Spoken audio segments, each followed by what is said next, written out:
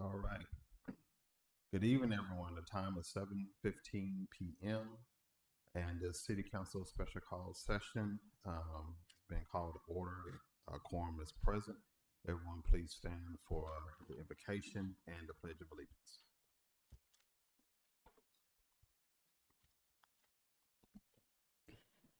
Dear Heavenly Father, we gather before you today. We give you all praise, honor, and glory.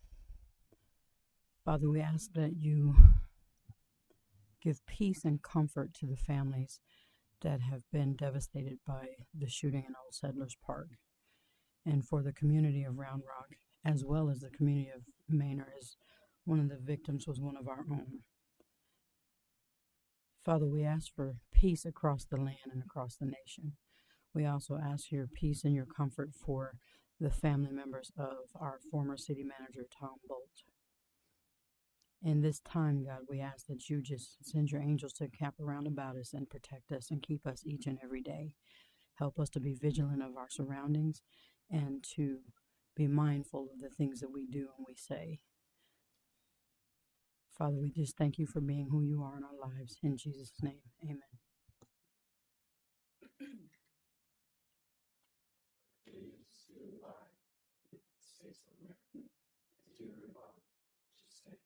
One nation under God, indivisible, with liberty and justice for all.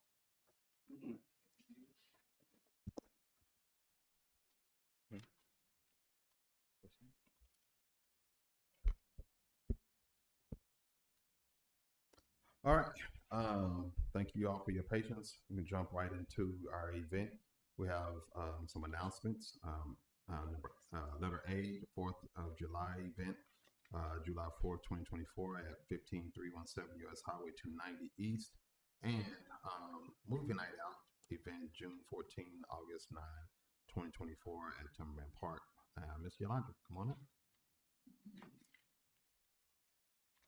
Hi everyone, Yalondra Valderrama, the City of Manor.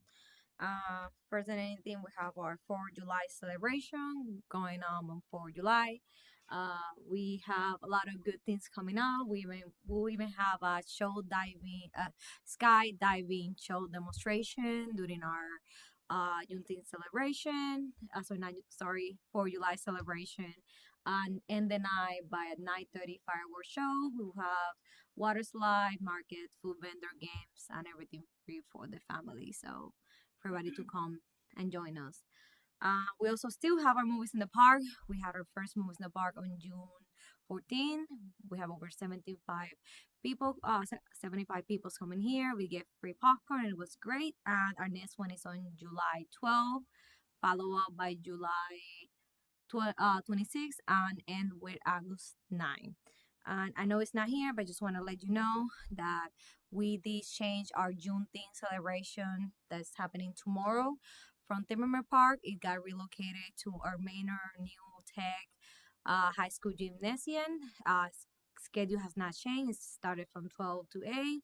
It's just a new venue. All our information is on our social media and our website. Any questions? Any questions, Council? Okay, thank you. Thank you. Public comments. Public comments on yellow cards. These comments will be taken from audience on non-agenda items and agenda items. Combined length of time not to exceed 5 minutes total per person on all items except for public hearings. Comments on public hearings. Items must be made with the item when the item comes before council and not to exceed 2 minutes per person. No action or discussion may be taken by City Council during the public comments or non-agenda items. To address City Council, please complete the white or yellow card and present it to the City Secretary or designate prior to the meeting. All right. Mr. Bataille, you have a total of 5 minutes. Is Austin Bocce legal allowed to talk tonight? You say I have a total of 5 minutes. Pardon me? I say you have a total of 5 minutes. In other words, I take that to mean that we're not going to be allowed to speak as Austin Bocce League. My name's Robert Bataille. The Austin Bocce League is a 501c3 corporation. Corporation is a person. you don't get to discriminate against us because, I don't know, you don't like us or something? We're the only activity in your entire town. You've practically destroyed us. So when you say you love our children, that's something I don't believe whatsoever. Okay, so I've got a lawsuit coming about that. Several of you will be subpoenaed. First off, when you cancel a party, like this council meeting, you don't change it to before. You change it to after. There's like 4 people that are not city staffers or developers in this room. So if you really want to get your community involved, I suggest you start actually walk the walk and talk the talk. Okay, also, when I go to city council meetings and stuff, the default should be all meetings. I didn't know you're having this meeting at 6 o'clock. I would have liked to attend. But I don't think you want people to attend, and that's why the IT person can't seem to get this through his head. Now, the consent items. You had I call it a secret workshop about the, quote, downtown plan, and I didn't find out about that either. You guys don't seem to understand that this is not a downtown worthy of a city of 200,000 people. This is the whole town from like 1850. It says in his plan that he thinks this is going to be a vibrant hub of our community.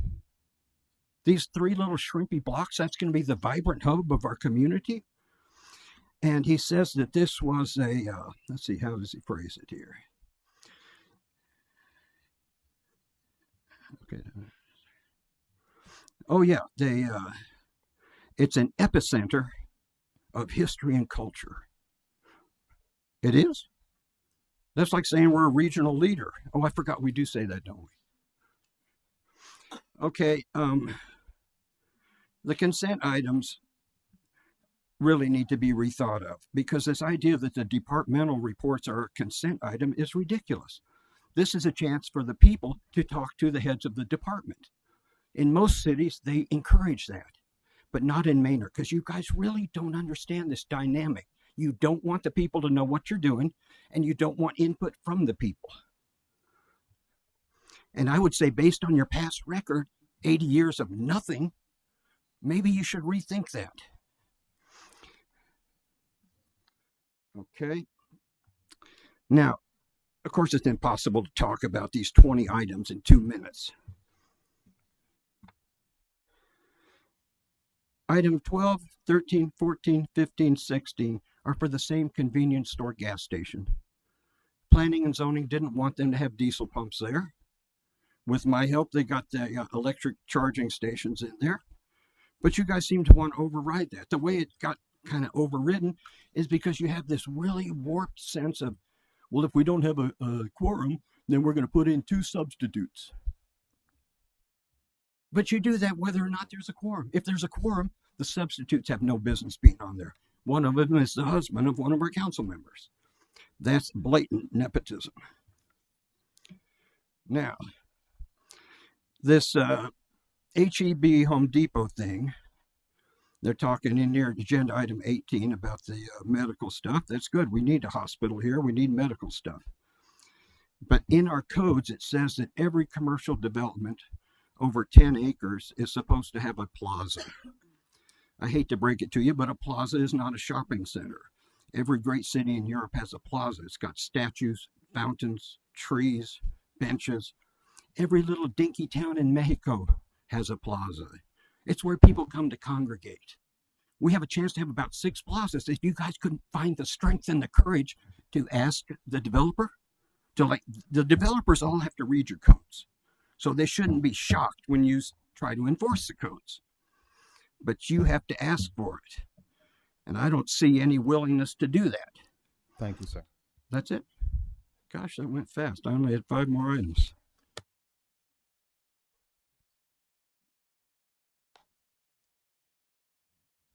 All right, before we go to our next speaker, we want to just make sure we remind people of not making disparaging remarks against people from a different country or their cities. Ms. Swire?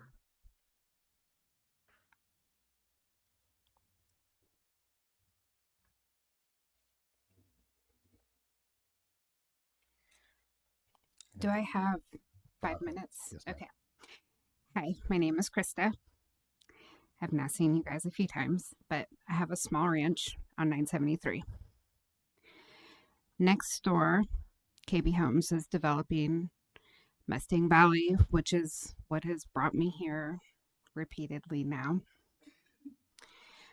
So, over the course of this development, I've learned a lot about stormwater and stormwater management, because stormwater is now affecting my ranch and flooding me based on the code that the development has to follow or can follow. So what I've learned this week after meeting with Scott Dunlop is that the city of Manor only requires detention ponds, and detention ponds remain dry. They don't hold water. Retention ponds hold water, but the city of Manor doesn't require those. So over the last 4 years, I'm assuming there's been thousands of acres developed where water is not retained. Water is let go within 24 hours of the rainfall, and it proceeds downstream, whatever stream that is. It appears that with our low regulation, that this stormwater is flooding not just my ranch, but other ranches and other homeowners. In discussion with Scott, I talked about the city being able to have a higher standard, even though that's not what's written in the code. Manor's been around for a long time, and the growth that we're experiencing is exponential. And so we're having to make decisions that have never been made before because of the exponential growth. And what I am asking of the city council and the planning and zoning is that we hold our developers to a higher standard. We ask them to do retention ponds. You could look at large organizations like HEB and Home Depot. They could have incorporated rainwater systems in their development, and that would help our city as we grow. There's the use of gray water would help our city as we grow because we have depleting water resources.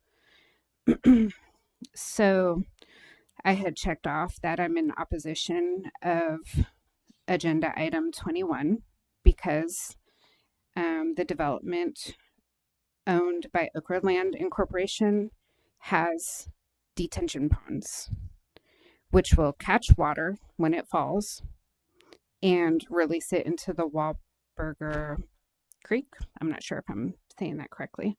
So it's continuing to increase the amount of water that goes downstream and affecting folks downstream, whether they're ranches or small homes or whatever. I was informed that changing the code for the city of Manor would take years, but it does not require a change in code for the city to make the developers and the engineers design something better for our city that will help it as we continue to expand the next, 15 or 20 years. If you want a great place for our children to grow up and their children, the changes have to be made now. Really, it should have been 10 years ago, but nobody anticipated the type of growth that we're seeing now. So the code that would need to be changed is, excuse me.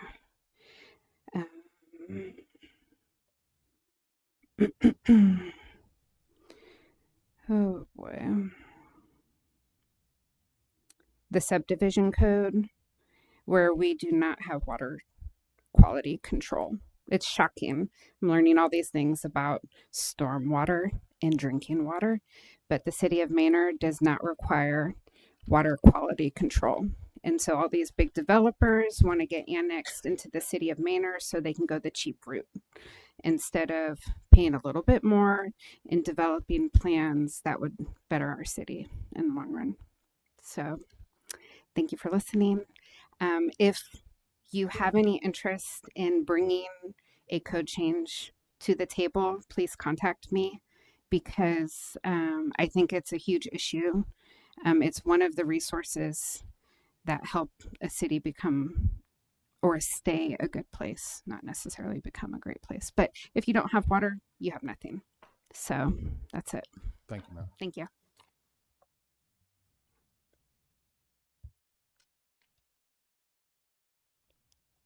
Okay, that concludes public comments.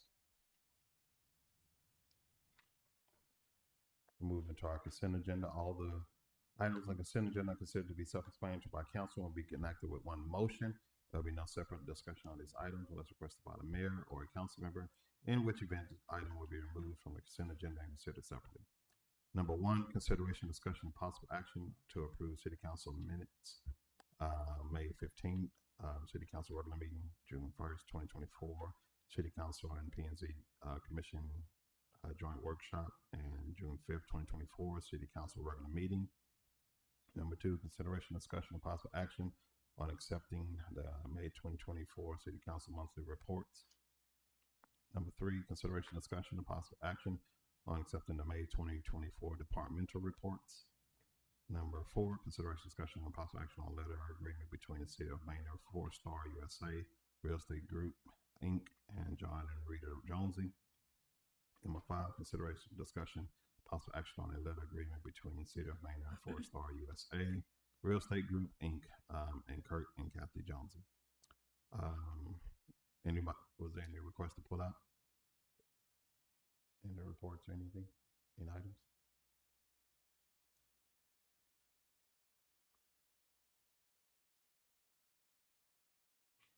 If not, I'll take a motion or a request to move out. Mayor and Council, I'd like to make a motion that we accept the consent agenda as read. We have a motion on the floor to approve the consent agenda. Approve the consent agenda as read. We have a motion on the floor by Councilwoman Wallace. Is there a second? I second. Second by Councilwoman Messmer. Any questions to the motion? Any questions to the motion? Being none, all in favor? Opposed? Motion passes. Regular agenda items. Number 6, consideration, discussion, possible action on the rental assistance program for eligible small businesses that relocate to or start up in the city of Manor. Mr. Jones. Thank you, Mr. Mayor and council members. As you know, the rental assistance program that was created by City Council is meant to provide rental assistance for new and expanding brick and mortar businesses in the city.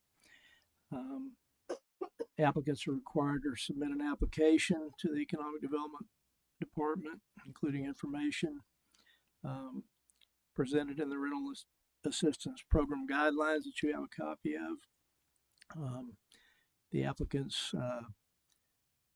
information is taken by the Economic Development Department. Part of the requirements are that they have there are several categories that qualify. In this case, we have an applicant that has professional offices here. It's a brick and mortar location. They did apply using the application that was approved by the council. They provided their executed lease, business plan, and their budget, their financials, and a marketing plan. And they did apply with the SBDC, had a meeting with them. So I'd like you to get to know the business a little bit. Edith Villarreal is the owner of East Isles, and they are located at 14001 Shadow Glen Boulevard, Suite C in Manor. And she and her husband are here. If y'all would like to come up and say hi a little bit. They can tell you a little bit about their business. She's in the hair business. Something I need more of. Hello, Council. How you guys doing? So, just a little bit about ourselves. We've lived in Austin. We moved to Maynard. We've been in Maynard for 8 years. She has had multiple hair salons throughout the years, and the goal was always to bring one to Maynard. The opportunity presented itself. COVID kind of delayed a lot of that, and so finally we had that opportunity. So we selected the location there, right next to Maynard Donuts. It's a new salon. So the salons in the past were purchased as already built salons, and this was our first go at starting from the ground up. And so we're thankful for the opportunity to request the rental assistance program. There was a lot of costs and expenses doing with the build out, the contractors, inspections, and so on, and permitting. And so that would be very helpful for us. It's open for business, and we'd like to see everybody there. Anybody that wants to come by. Full services. She specializes in hair extensions. She's a master stylist, master cuttist. She's also an educator. She's been doing this for 20 years. So the goal is in the salon to also develop an education, a schooling for future people to have the same skill set that she's acquired over the 20 years of doing this. So that's the goal. You've been open how long? 2 weeks. 2 weeks. We have, thank you very much. And we have, I included in your packet the grant reimbursement schedule in a little Excel spreadsheet. The rent right now is pretty incredible, as you can see.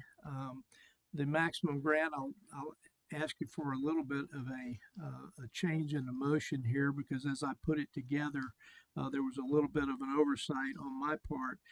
The actual amount of the grant should be $750 a month for 12 months. And so if you put forth a motion to approve this, I would ask for you to amend that motion to include a $750 a month for 12 months, because the maximum grant is $750 a month, and they can receive that for a maximum of 12 months. Now, in the guidelines, there is a 100% grant for the first 6 months, and then a reduction in that grant for the next 4 months. But in the case of eStyles, their rent is so high that even at the lowest rate, they still meet the $750 is over the minimum rent amount for the reduction. So they're actually at $3,512 and change a month on their rent. So that's what I would recommend. And if you could see fit to approve this grant, it would be $750 a month for the 12-month period. And so I'll leave that with y'all. And I will tell you that the business does qualify, and this would be the first of these applications to be approved by the council if you choose to so do. Thank you very much. Thank you all for being here tonight. Council members, any questions?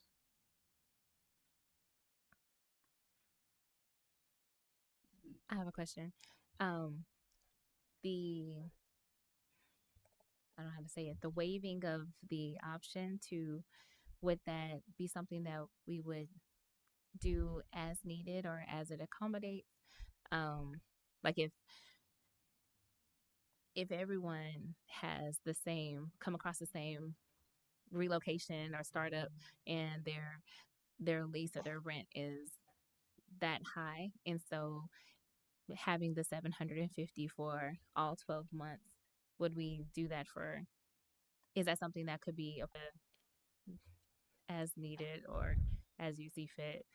I mean, yeah, you can change the policy however you want to. I mean, it's not set in stone. You can change it the way you'd like to see it. So the way it's written right now, it's set up for, I think the way it was originally written didn't contemplate rents being at the level that they are right now. But you know, if you're renting $25 a square foot space right now, and then you got triple nets on top of that, you're going to be paying $2,000, $3,000, $4,000 a month in rent. And in this case, it's $3,500, and that's substantial. And so these tenants and these buildings are that's going to be the case in rents downtown and a lot of these businesses. So they're going to need quite a bit of help, I would imagine. So yeah, you can program it like you want to. I would imagine businesses in the future that are going to come looking for this program, they're going to need quite a bit of help. So, it's not and this is a small business. So, larger businesses are probably going to come asking for, more help, but you've got it pegged at $750 a month maximum. So that's the most that we can grant right now. And I've worked in cities before where, during COVID, there were some large grant amounts that were forked out by some cities because just to keep businesses afloat. We had some, I worked for a 4A that, put out millions of dollars in grants because businesses were hurting so bad at the time. But this is a very good program that you have, and it was meant to help spur these businesses, and especially the new business coming to town and the expansion businesses. That's what you want to try to help. So yeah, y'all can do whatever you want to with it, but it's a good program and it's well thought out. I would even say that $750 might be a little low with the rents the way they are right now. So just from my experience anyway. So we're looking also at potentially when we build City Hall, we might help out these businesses in another way. Maybe put in some an incubator type building that we can help them out with some low cost rent, maybe even free rent for the first year. So you won't have to have a program like this. Maybe we can build out some space that new businesses can jump into automatically, not have that rental expense for the first year, really help them out that first year getting started, getting their clientele built up, and then they can move out into a building such as Edith is in right now, and they'll be able to bank some money that first year and then get out and not have that $3,500 a month rent for that first year, and that'll help them get a head start. Whereas businesses don't have that to fall back on right now. So hopefully we can do that in the future too. Other questions?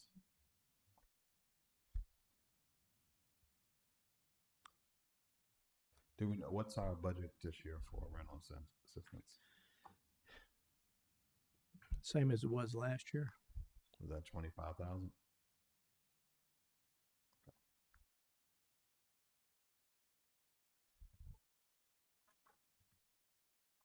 Other questions, council members? And none of it was used last year. Yeah.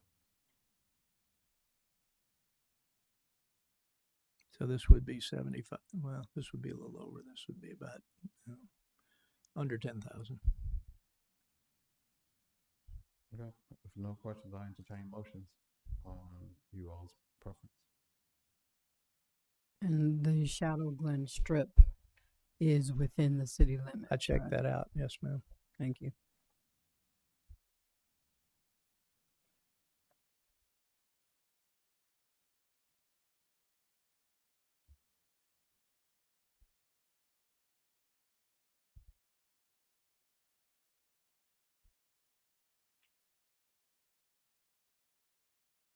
Questions or motion?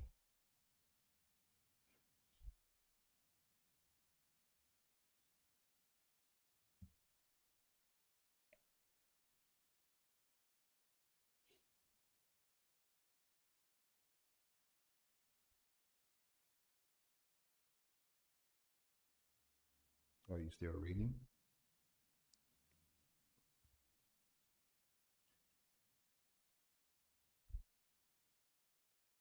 Nobody wants to be first.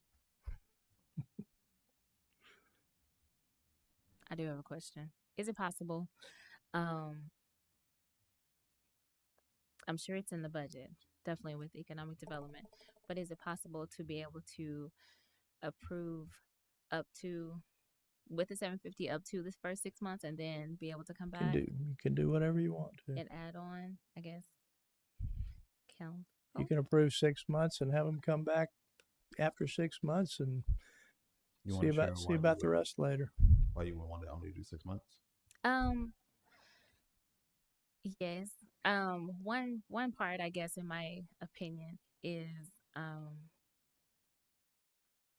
to me, I feel like it's known with previous businesses and current businesses that are in under lease that the people that they're leasing from are the ones that are kind of making it a little bit difficult. And so for us as the city to come in and supplement as best we can, it's a really nice gesture to be able to do what we can. But if we don't have any influence on the people that our small businesses are leasing from in order for them to be able to lighten the load a little bit on their end as well, then it'll be something that we'll always have. We'll always have 750 for a full 12 months, or we'll have to eventually increase it. And so I'm saying for the first 6 months, because it seems like that's what we already promised anyway.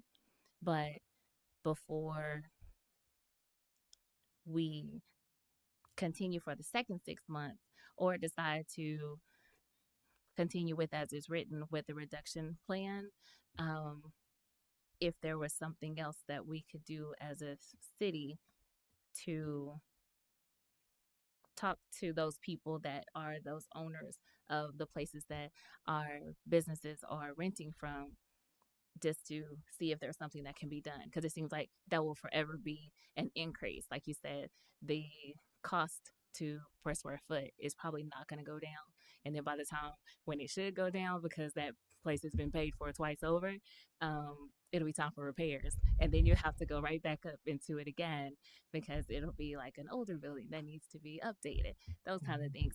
But it just seems like I would love for us to have that opportunity, but then also from the budget side and the finance side, just to make sure, because that's a nice little 9,000 that we'll have just from one business, and it's not a big deal, like, because we're kind of closing in on our last couple of quarters. But if we started the new year with that's only maybe 3 or 4 at the most that we would have with that budget. And so that even that budget would have to increase every year. So I guess it's kind of like a trickle effect if we don't cut it to the source, which would be the people that they're actually renting from and leasing from. That's why. That's a tall order for in 6 months.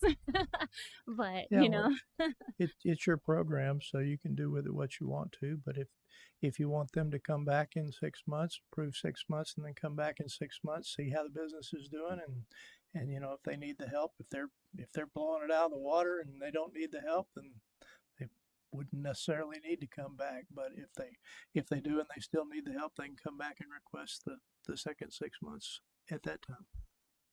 yeah, are doing really well. Just be something that we would do or be able to do, and it would Yeah. be in our bandwidth to do anyway. Paperwork's already done. There you go. Other questions, comments?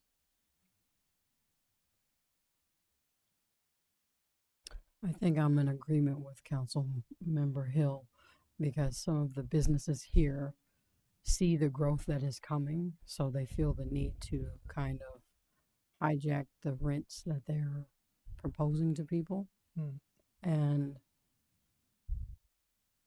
this is still not a major town. It's still kind of a small town, and some of the local businesses just can't afford those rents. And if you're already saying 750 a month is not enough, then that's going to put more taxing on the city to be trying to help. And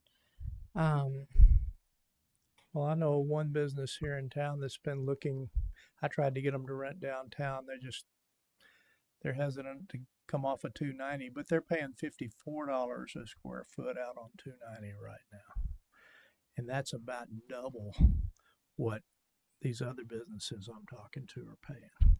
It's incredible. I mean, I was astounded at how much they were Yeah. paying. So I'm gonna kind of get us back on track a little bit. So what I think I hear you all saying is maybe an economic development team can maybe start having some on a separate note conversations with landlords, new property owners, developers that are coming to there doing commercial and seeing if there can be some type of program to work with them to have marketable rates.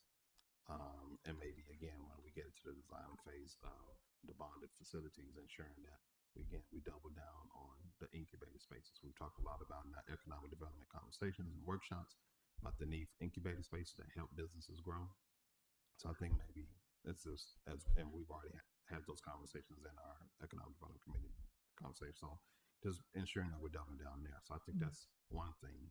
In this particular case, our policy since go way back with Debbie said 750 over 12 months.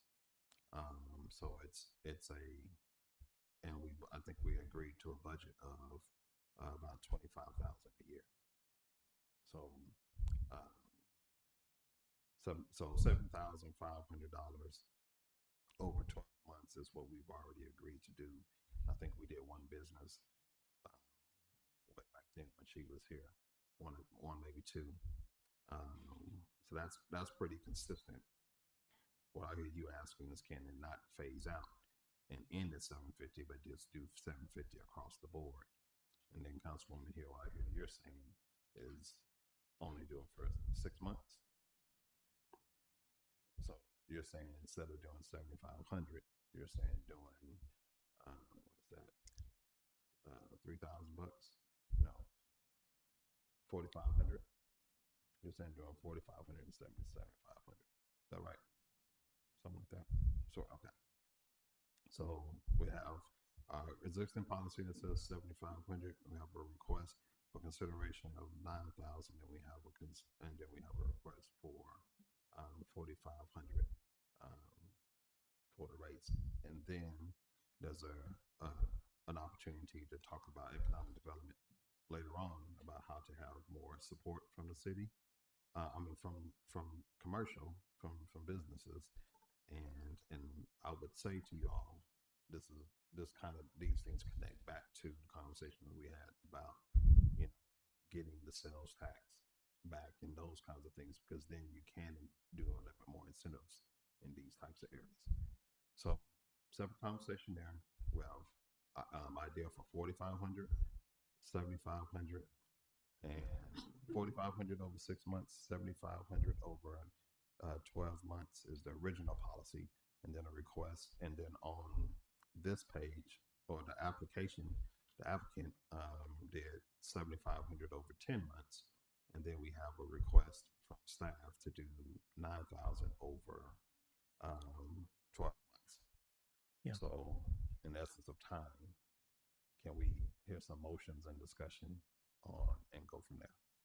I'm sorry, just for the clarification. Okay. My at the 4,500, it was just going along with the original plan So because it was the first. 7,500 over 12 months with the phase out, and then coming back in 6 months to present. Yes, unless the economic development team may have found something different to say that maybe more to justify that 7,500 should be for the full 12 months, or so 750 for the full 12 months, or to continue with just having the 7,500 a month. I mean, for the entire time. So allocating, so you're, what I hear saying is 4,500 for the first 6 months, coming back to council for determination of the other 6 months. Yes, or I'm advocating for it to remain as is, but from council side and the economic development committee, it would be nice if they looked into it within that first 6 month time to be able to see if it is if it does make sense for it to just be 750 for the full 12 months, or to continue with the Okay. program as it was. So let me see if I have it correct. You're saying roll with the original plan of 750 over 12 months, but Economic Development Committee will come back in 6 months to do a presentation or an action item in regards to an adjustment or not. Okay. So those are your options on the table, unless someone has a third, a fourth or fifth option. Let's see if we can get a motion on the floor. Uh-oh. This one's all yours. Good evening, Mayor, council members. Veronica Rivera, Assistant City Attorney. If you can just please clarify, the policy right now is that it equals 12 months for 7,500. And is that that's the original one? So it is 12 months because you're doing the first 6 months at 750 and then it starts reducing. Yes. Okay. Just wanted to make sure. Yes, ma'am. All right.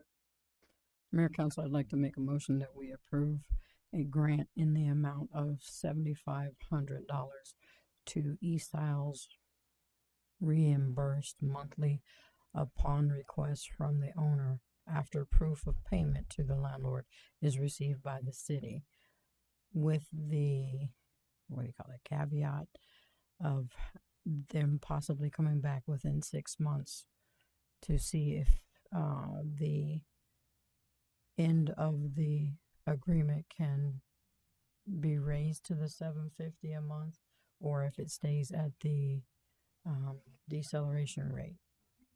And that was called deceleration rate. Yeah. Okay. And can you clarify who them is? The business owner. I think business owner or Economic Development Committee. Economic development. Okay. All right. Good. We have a motion on the floor by Councilwoman Wallace. Is there a second? I second. Second by Councilwoman Hill. Any questions to the motion? Yes, ma'am. Did that include, I thought we had to add something for 12 months max. Did we have, I didn't catch if we did that. No, I think that's already in the policy. Okay, got it. Any other questions to the motion?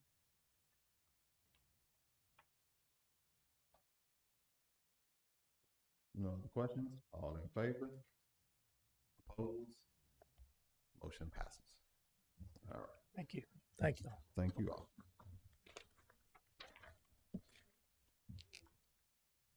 Yeah, 6-1. Let's see, consideration, discussion, and possible action on a camera system upgrade for the city of Manor.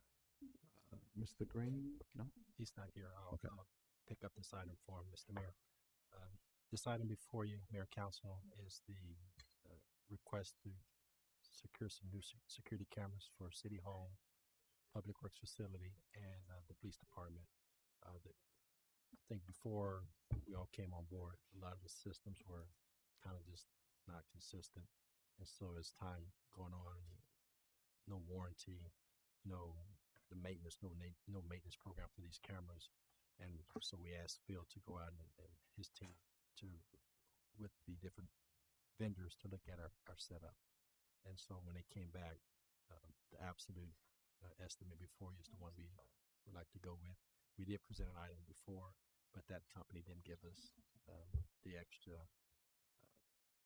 cameras and the extra support that we have from Absolute. And Absolute would be a better fit for us. We can do more things through that handheld device. We can do more things remotely. And then we can also have a central location. So PD can watch theirs, Public Works can watch theirs, and then City Hall. But that way we have each department head can be able to manage their activity in and around their building without IT doing it. But then IT will still have the capability to add people or delete people. But we want to make sure we upgrade our system to be more fitting with everything we have going on as we grow. It's a lot of activity, and we just don't want to have our facilities with some blind spots that would cause us to not be able to have extra eyes if we have to investigate a situation. And we definitely want to improve our safety for our residents, but also for our staff members coming in and out of the building at night or on weekends. Questions, comments, or a motion?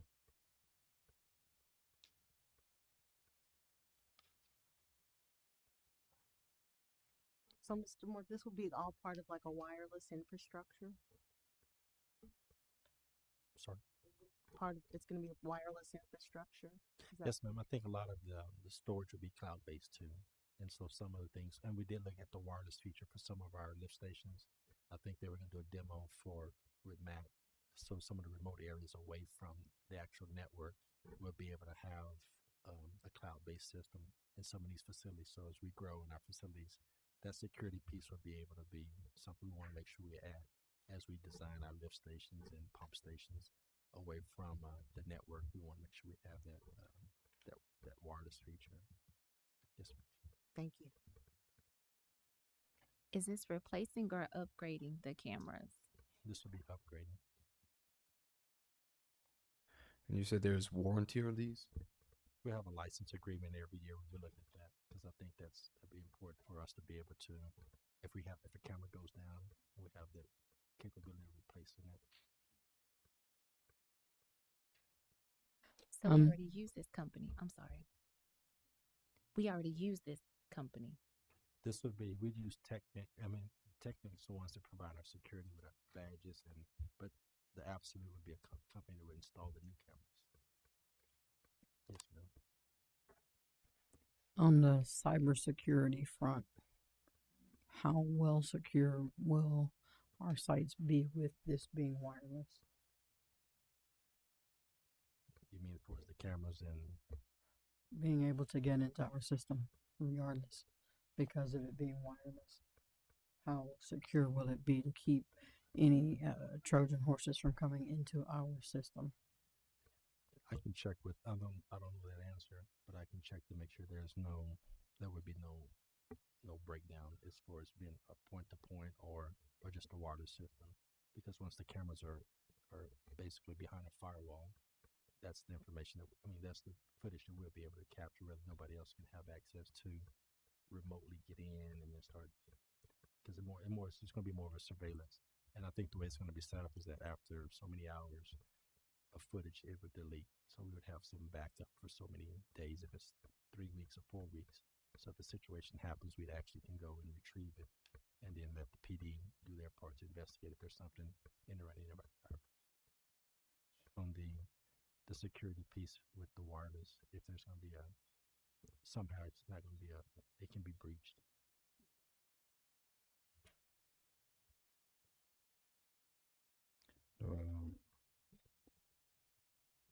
My understanding looking at the documents is the wireless is just for you all's access, right?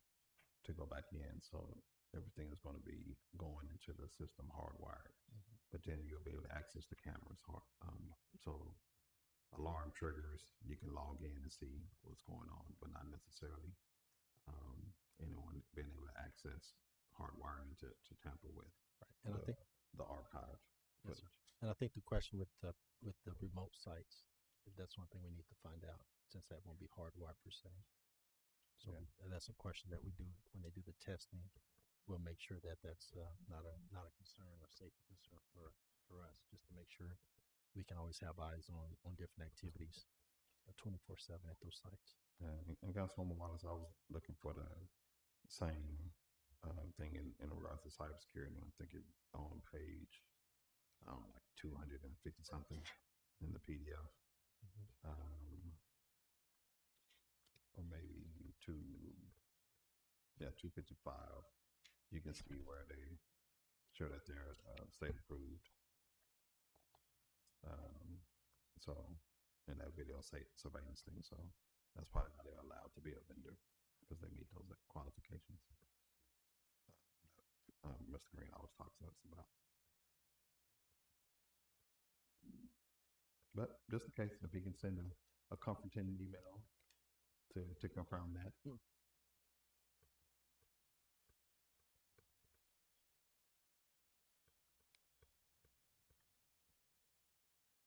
The Other questions? microphones that it says in City Hall, are those for us or is that for the court?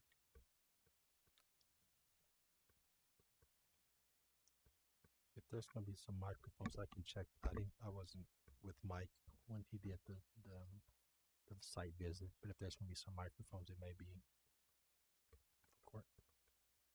That's for the cameras, right? Mayor, Council, Chief Phipps, Mayor, Police Department. I believe the microphones were set up for the court window in case there was some discrepancies. That area is recorded between the defendant and the court clerk. So I believe, I'm not looking at it, so I don't know, but I believe that that's what is quoted in there. Thank you.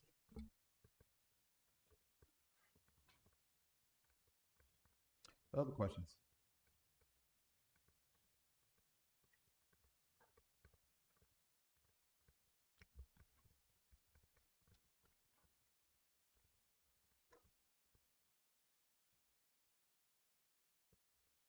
Being none, I'll take a motion. Mayor Council, I'd like to make a motion that we approve the camera system upgrade for the city of Manor and approve the service agreement with Absolute Communications and Network Solutions, Inc. in the amount of $60,645.16 for equipment install, training, and $1,585 for wiring the cameras. A motion on the floor by Councilman Moreno. Is there a second? Second. Second by Councilwoman Weir. Is there any questions to the motion? Any questions to the motion? Being none, all in favor? Opposed? Motion passes. Considerations and discussion on ordinance, amending ordinance number 421 in chapter 8, offenses and nuisances, section 8.03, suspender residency, change the designated city staff, amending variance process. Yes, sir. Mayor, Council, Ryan Phipps, Chief of Police. We brought this to you for a few reasons. One, we're trying to cut out the middleman in the processes of requesting a variance. The sex offenders would go to the city secretary, which is kind of not necessary. So at her request, we began this process to amend this to essentially just cut her out of that process and have them send the variance request directly to me. Our office is already dealing with them at this point, and so that's where this process began. In the changes, we also requested the change for my response to the variance request to increase from 15 days to 30 days.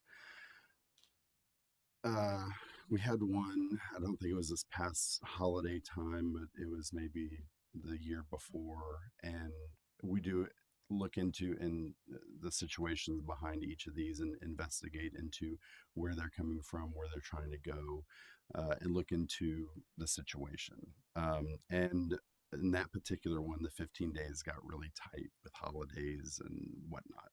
So my request was to, while we're changing it, increase it from the 15 days to 30 days response time. And then as well as assigning the map that's maintained to development services. Development services are aware of what's coming into the city when a new park is added, or when a new swimming pool, or when something is added to the community where children commonly gather. Development services knows that before the police department does, and so they can more quickly add that to our map and update it more regularly. And the last one was just some corrective language. We noticed some grammar and spelling errors in one of the paragraphs, and so that was corrected in this also. Quick question. Will it still be archived? Because I know that when it goes to the city secretary, there's a record that's kept. Will y'all archive the record that's accessible by the city secretary? Yes. So when a variance request comes in, we still communicate on that because essentially, usually when I deny it, they're always denied just based on the safety of our community, right? The situation that leads to this. We still look into the situation, but there's never really a circumstance where, how it's written is, that we're going to allow that individual to come into the city if they've been found guilty in a court of law.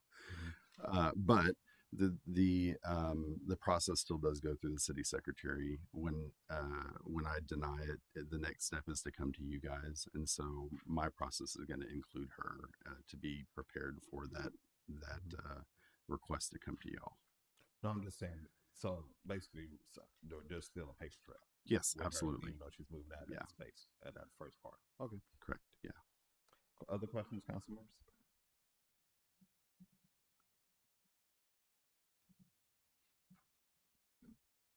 If not, I'll entertain the motion.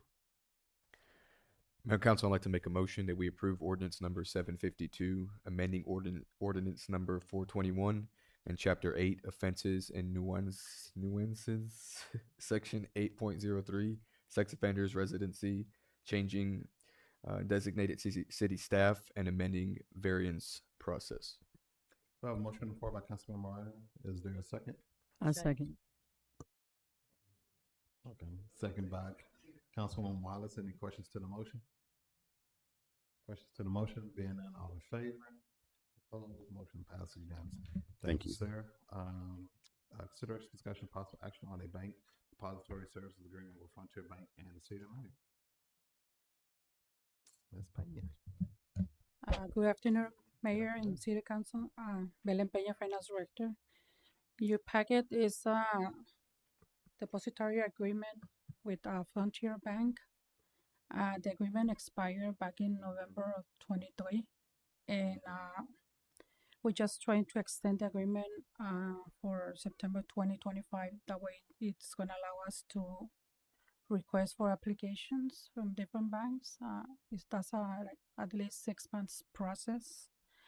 That way, we can start the new year in 2025 with if it's not the same bank, a different one, but that gives the city, more services, better options.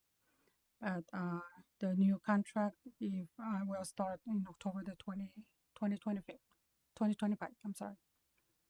This is just to extend the current, which was signed in back in 2018, and it expired last year in November 23. Okay. Can we take a motion or a question?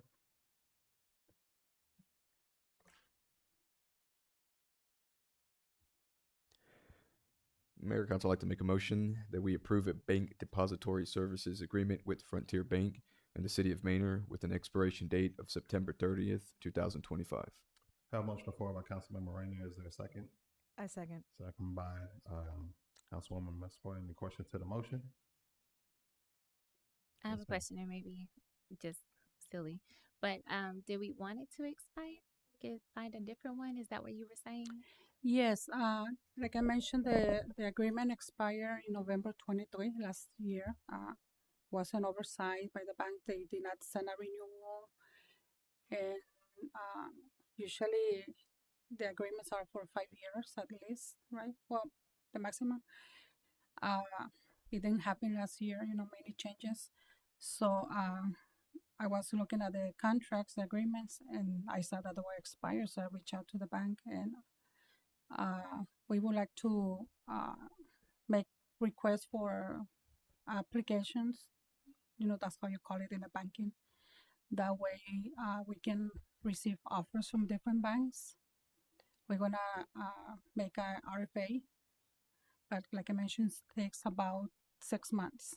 Right now, we are through the budget process, the audit process, so it will not be, good idea to start right now because of the time frame. So that's why we're asking for the extension until the end of the next fiscal year. That way, around February, March, I can start the process, and then we can receive the bids from different banks and see what they offer to the city. A better return on the rates, services. There's a lot of, supplies, free supplies. Yes, there's competition. They bring you good things. So that's why we're asking for the extension for to end with the fiscal year. Thank you. I appreciate that. Yeah. Questions, comments, motion? We're really glad Also, to have already you had a here. motion. Sorry. Excuse me? I just want to say we're really glad to have you here. Yeah, thank you. Thank you. Yes, ma'am. All right. No other questions? All in favor? Opposed? Motion passes. One more. One more. All right. Consideration, discussion, possible action on a bank depository services agreement with Independent Bank and the City of Manor. Yes, this is the same case. The contract expired back in November 23, and we are asking for the same, the approval to extend until September 2025. That way we can work in RFA. And I just want to make a correction. The name is Independent Financial instead of Independent Bank. All right. Is there a motion on the floor? Mayor Council, I'd like to make a motion that we approve a bank depository service agreement for Independent Financial Bank and the City of Manor with an expiration date of September 30th, 2025. A motion on the floor by Councilmember Rainer. Is there a second? My second. Second by Councilwoman Wallace. Any questions to the motion? Questions to the motion? Being none, all in favor? Opposed? Motion passes unanimously. Consideration of discussion, possible action on ordinance amending and replacing ordinance 271 to adopt an investment policy for the City of Manor, Texas. Yes, ma'am. Yes. Also, I was looking on the records and I saw that the investment policy, the last one was approved in 2005. It's been almost 20 years. They usually has to come to City Council every year, even if there's no changes. That's by state law. So that's why we are presenting this item for your approval. That way I can start looking for banks to make investments. That way we don't keep our funds local, which we might not get a good return in the investments. So we can look for more options, more banks. So that's why we're asking for your approval to on this ordinance for the investment policy. All right. Any questions, comments, or motion? I just want to comment that you just made all that make sense. Before when I was reading it, like, okay, 9, 10, 11, you got it. Thank you. Okay, thank you. Yeah, good catch. I mean, updated since 2005. That's a Yeah, long almost time. 20 years. And I would say, Mayor and Council, just the fact that everything we're trying to do is make sure it's tied to a policy. And, and as we change over, we should be able to refer back to a policy while we, make some of the decisions or direct resources to a certain path. And this helps us. This helps us make sure we, as a citizen wants to see, we can point to why certain things, and they look at the financial report, will be reflective of a policy that you adopt. So we appreciate you letting us bring this to you, and thanks to Berlin and the team for making the presentation. Yeah, we're gonna start looking at the other policies like the purchasing, personnel. That way, we can have those up to date. Thanks so much. You're going to be everybody's favorite person in a little bit. All right. There's a motion on the floor. Mayor Council, I'd like to make a motion that we approve ordinance number 749, amending and replacing ordinance number 271 to adopt an investment policy for the City of Manor, Texas. Motion on the floor by Councilwoman Wallace. Is there a second? Second. Second by, who's that? Councilwoman Weir. Any questions to the motion? Questions to the motion? Being none, all in favor? Opposed? Motion passes unanimously. Thank you. Thank you. It's good to see you. Reconsider discussion and possible action on specific use request for one lot on 1.273 acres more or less and being located at 13105 FM 1100 Manor, Texas, to allow for a 14,020 square foot general retail market building 6 MPDs and 3 diesel MPDs and associated parking and drive-outs. All right, who's the comment? Dunlop? Hey, sir. Evening, Mayor and Council. So this item, it was originally approved by the Planning and Zoning Commission on May 8th. So they approved it 4-2, and they approved it with 8 gas MPDs and 4 diesel MPDs, in addition to the other conditions for moving the canopy 90 degrees and putting it on the side of the building, having the 3 EV charging spaces, no overnight parking, and traffic improvements or roadway improvements to FM 1100. When it came before you all on May 15th, a motion was put forward to approve it at the 8 gas pumps and the 4 diesel pumps. That was voted though 3-3, so it tied. So a second motion or different motion was put forward to do it as originally requested with the 6 fuel pumps and the 3 diesel pumps. And again, that was approved 3-3, so it failed.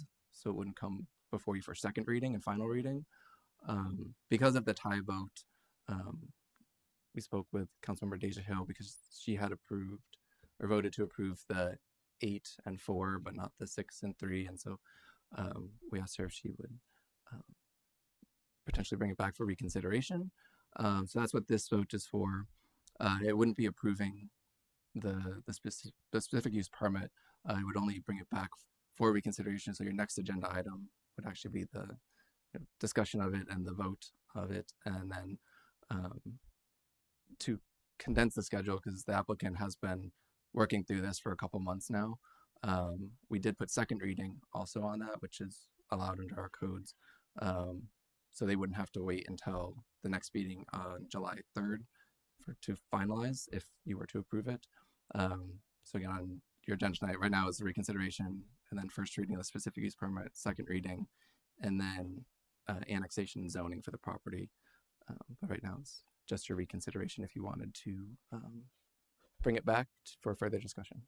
Okay. Got a motion on the floor? Yes. Mayor, Council, I would like to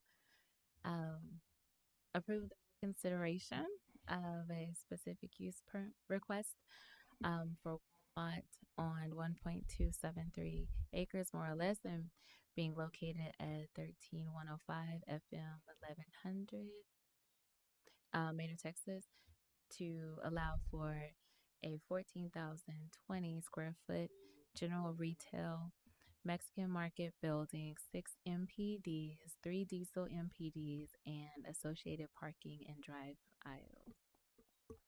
Motion on the floor by Councilwoman Deja Hill. Is there a second? I second. Second by Councilwoman Moreno. Any questions to the motion? I have a question. Does it also the EV charging? I didn't read that. This just puts it back on the agenda. It just puts it back for the on. next one. The next one would be that discussion piece. Okay. And does the general retail also have to include the Mexican market building, or is that also in the second? That'll be another conversation we can ask the person. Got it. Thank you. Good question. Other questions? Question to the motion? Being none, all in favor? Opposed? Motion passes. Moving on. Item number 13. Consider discussion possible action on a specific use request for one lot, 1.273 acres, more or less, being located at 13105 FM 1100 Maynard, Texas, to allow for a 14,020 square foot general retail Mexican market building, 6 MPDs, 3 diesel MPDs, and associated parking and driveway aisles. Okay, here's where you can ask your questions. Councilwoman Hill. Sorry, Scott. Does this include, will it also include the EV stations, or is that kicked out? No, or is that still a request? It's still in there. The proposal hasn't changed since it was for you on the 15th. And so that was one of the requested conditions from the Planning Commission. And it was part of the motions that were on the 15th that ultimately didn't pass. But yes, it includes modifying the canopy so it's off to the side, the 3 EV parking spaces, the restriction on overnight large vehicle parking, and the traffic improvements to FM 1100.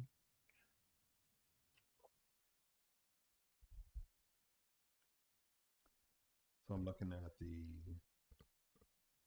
I know that you all had a conversation about this one. I mean, I wasn't present. I'm looking at the staff recommendation, and I'm also looking the staff's recommended approval, and it has listing of 1, 2, 3, 4, 5, and 6. And then in the recommendation that we read as council members, we fill in the blanks in regards to the number of MPDs, diesel MPDs, in those spaces. So just kind of be mindful of that. And the applicant is fine with the 6 as originally requested because it was increased, and that's why the planning commission approved it at 8 and 4. But through discussion with them, if you are all more comfortable with 6 and 3, or I mean, it's a specific use permit, so you're able to have a lot of discretion over the site layout and how it's done. But the applicant was okay with the 6 fuel stations. If that's what you go with instead of the 8, then it still works. And also, the 1.2 acres at the corner of the property is in our ETJ, and so that is on tonight for the second reading to annex that into the city. There was discussion that if the specific use isn't approved, they would pull the annexation and the zoning, and then try to work the site plan to have the gas pumps in the ETJ area. So they don't want to do that. They want to develop in Manor, but there's potential path forward for them to still have that. But then if it's in the ETJ, then it's a county permit. We wouldn't regulate it. So the number of fuel pumps, the architectural detailing of the canopy, and any signage wouldn't be part of what the city could regulate. So again, they don't want to do that. They want to apply by what you all want to see on the property. But that would be a possibility and something they could do if the specific use permit weren't approved.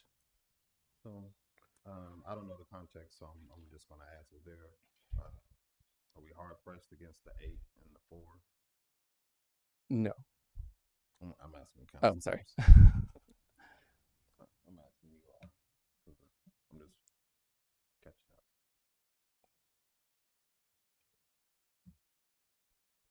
up. I think part of the issue with having the more diesel pumps was more trucks on FM1. What was it, FM 1100? Sorry, was FM 1100? Yes. So that was a lot that was discussed with the planning commission when they had originally requested not to have diesel, was because of the trucks on 1100. But with the modifications that they're opposing, 290 though, right? Sorry, they're coming in off of 290. Yes, they could come in off 290 and then also exit onto 1100. But back they would go back to 290. Yeah. Right. But 1100 being a 2-lane road, there were concerns without any right turn lanes or anything like that, that the larger vehicles would maybe not be able to make the turn out just because the pavement width isn't really there, and then maybe slow down traffic as they're trying to leave the intersection onto 290. So the developer planned to add a 3rd lane onto FM 1100 and work with TxDOT on that to make sure that there was sufficient turning movements on 1100 and that it was safe. And sorry, because of that, they kept the diesel pumps in, so they thought that was a compromise. So 1100, I see the road improvement with there's 3 lanes at 290. Turns into and then has a turning lane to go into the gas station, and then coming out it turns coming out on 1100 is 4 lanes technically, but 1 being a turn lane so that they can make that turn out to go back to 290. Is that correct? Let me pull it up real quick. Well, I mean, I know it's correct. I can see it. So, yeah, so there's just 2 lanes on 290, but they add a. No, I'm talking about 1100. Oh yes, then it's 3. So if that answers the question, is there what were the other challenges for the 6 and the 3? Sorry, what was the question? The six. What and- were the other challenges with 6 and 3? I don't really think Because that there I were. think there was a reduction request somewhere in there. I'm looking at the notes. We said go down from 8 to 6. I think it was because the original request was for the 6 and the 3, and I felt that because they put in the EV pumps, they were asking for more of the diesel and the regular pumps, and also because of the road improvements.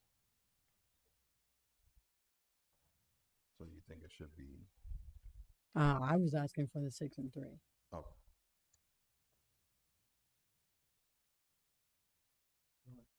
Well, thank y'all for the info. Any other questions or comments?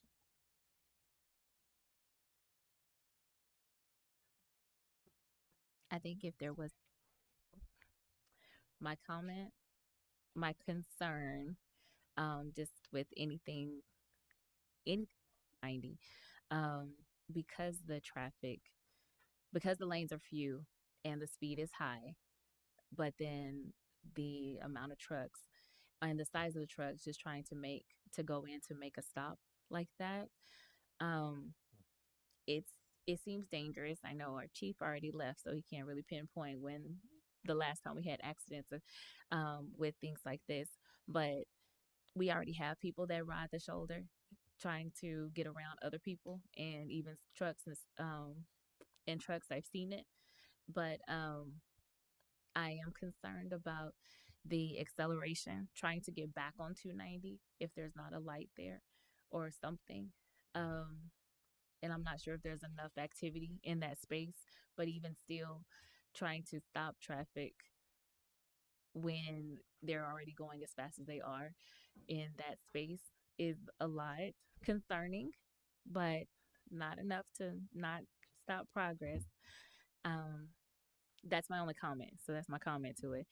But is this where I can ask about the general retail or other options? Sure. Okay. So I just wanted to know if that was a hard press, or is that like a set in stone, or what was the data to kind of choose the Mexican market as the option for that space. I'll let the applicant or developer's representative answer that one because I'm not part of that.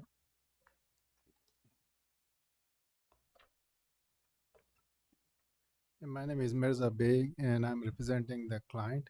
So can you ask the question one more time? I was just wondering if there was any the reasoning or the not justification, but maybe just the data behind wanting to choosing the Mexican market in that location and at that store. Well, this client has a lot of gas station with a big Mexican market or retail center. So based on it, I don't know sure, but based on his information, he makes more financially feasible if you build the Mexican market. But it's pretty much going to be general retail. It sells everything. Yeah. Do you know offhand, like where there's another location that they have? I may not have seen the combination before. One I can tell you is recently open on Highway 290 and 71 in Page. They call Page Drug Stop, and it has, I think, around like 14,000 square foot with a drive-through restaurant and the max. They don't call it Mexican market, but it's pretty much like a one retail space. Yeah. And if you need, I can talk to the client later and send you more locations if you need. Yeah. No, I just wanted just one. That's fine. And recently they're trying to build another one in Buda. That's pretty much the same concept, around like 12,000 square foot with the Mexican market, and is also on highway. I think it's on FM 2001. Yeah, it's already approved by the city of Buda, so it's going to go into construction pretty quick. Yeah. Okay, I just was only thinking, and me not knowing for sure, but I know that we have one. We have a supermercado, I guess, that's coming. That's not too far from there, and so I didn't know if that was kind of like the same thing, same concept, or different. Maybe you know. Is I that don't- not the same thing? I don't know about, yeah. Okay.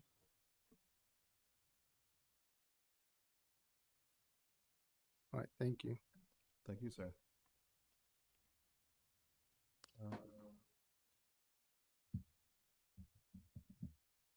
Well, Council, I'll say that it looks like in this first plan on page 3, after page 323, this blueprint with the 3 diesels and the 8 stations, and looks like 3 EV ports. In regards to the 290, there's a proposed deceleration lane in that space. And I mean, we just got to keep it real about 290. It's not going to be fixed until TxDOT fixes it. So you're going to have 4 or 5 lanes over there. You know, it doesn't solve the whole 290 problem. So that's, you know, I don't want us to get into I don't think it'd be good for us to get in a space of penalizing business over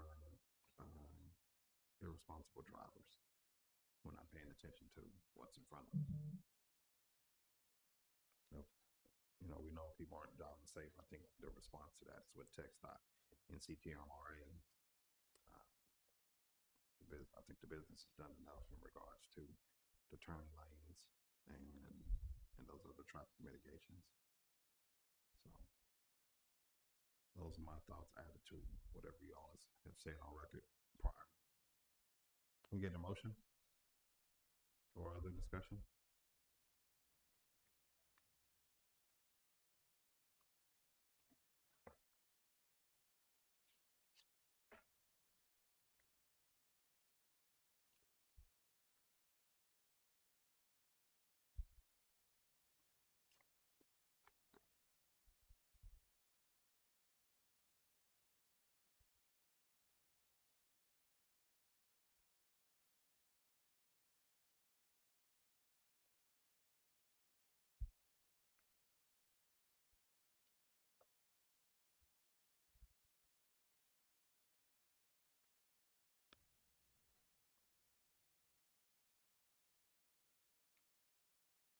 I'll ask again. Can we get a motion? In the blanks, you put either, I'm assuming 8 and 4 or 6 and 3. Or whatever you want. And if you get a second, you do. If you don't, then the motion dies and we go to a different one.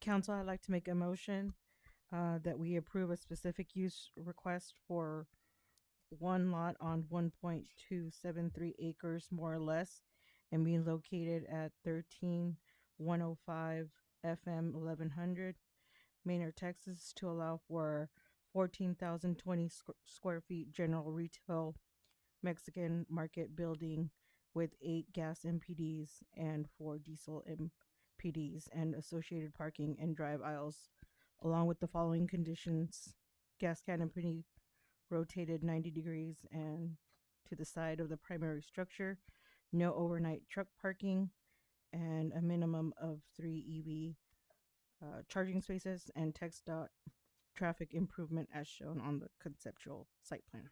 Motion on the floor by Councilwoman Muswell. Is there a second? I second. Second by Councilmember Moreno. Any questions to the motion? Any questions or amendment requests to the motion? Being none, all in favor? Opposed? Motion passes 6-1. Councilwoman Amber.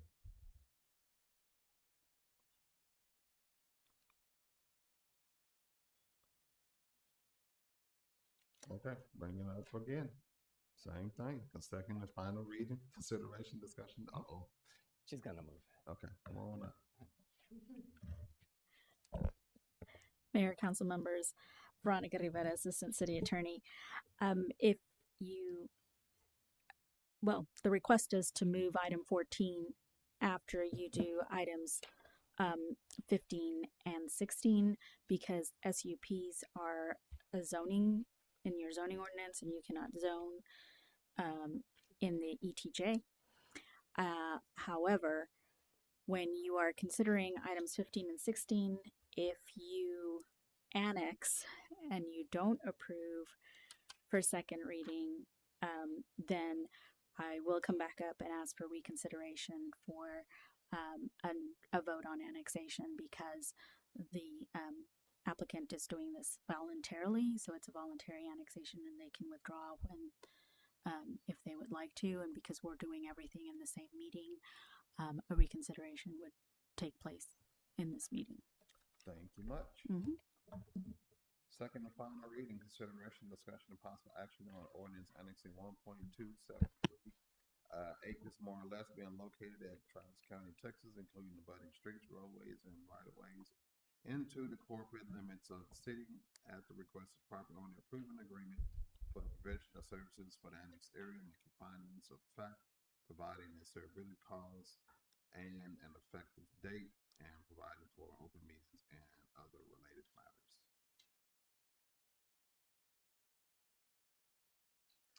Any questions, comments, or motion?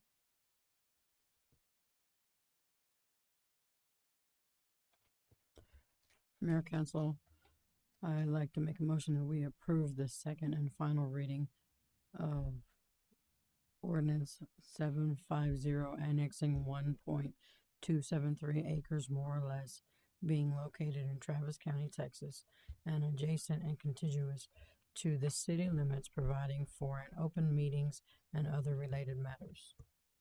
We have a motion on the floor by Councilwoman Wallace. Is there a second? I second. Second by Councilwoman Mesper. Is there any questions to the motion?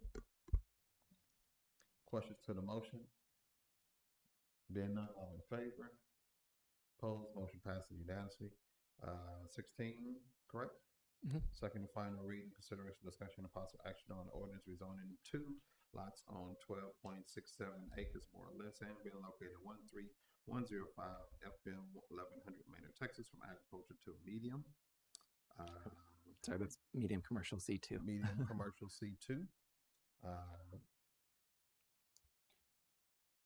Any questions? Does it need to connect medium commercial C2? Does that need to connect to specific use, or we're good? It's fine. So with it being C2, gas stations require the specific use permit. So that's why that was all running concurrently. Questions, comments, motion? Mayor Council, I'd like to make a motion that we approve the second and final reading of ordinance number 751, rezoning 2 lots on 12.627 acres more or less and being located at 13105 FM 1100 Manor, Texas, from agricultural A to medium commercial C2. We have a motion on the floor by Councilwoman Wallace. Is there a second? Second by Councilwoman Mesper. Any questions to the motion? I have one question. Yes, ma'am. Did any of the nearby residents or businesses have any objection to this, or any, I guess, contingencies that they were concerned about? Not the zoning. We did have one neighbor for the specific use permit, I believe, or it might have been on the zoning because they were together. And they were just concerned about the traffic and the larger vehicles, which can fit into the traffic improvements that they added in and those types of things. So, any other questions to the motion? You said they were fine with the traffic mitigations, or I didn't hear what you said. that resident was at one of the initial meetings, like when the first concept plan for the site plan was there. That didn't include traffic improvements on it. And so when they came back revised because the planning commission, they had made their recommendations, but I believe they postponed it. So the applicant was able to revise based on the feedback they got from Planning Commission, which included seeing traffic improvements to help with that particular resident's concern, but just generally. And so the Planning Commission felt that it met those conditions, and so they voted to approve it. Okay. Other questions? All right, being none, all in favor? Opposed? Motion passes. Moving back to item number, is it 14? Yes. Okay. Consideration, second and final reading, consideration and discussion, possible action on ordinance rezoning, 2 lots. No, is that right? No, 2. I didn't go far back enough. 1 second. There we go. Yeah, second and final reading, consideration, discussion, possible action on a specific use request for 1 lot on 1.273 acres more or less, being located at 13105 FM 1100 Manor, Texas, to allow for a 14,020 square foot Mexican general retail Mexican market building, 6 MPDs, 3 diesel MPDs, and associated parking and drive aisles. There's an opportunity to, I think if you want, council wants the same option from the first reading, then just repeat the same thing.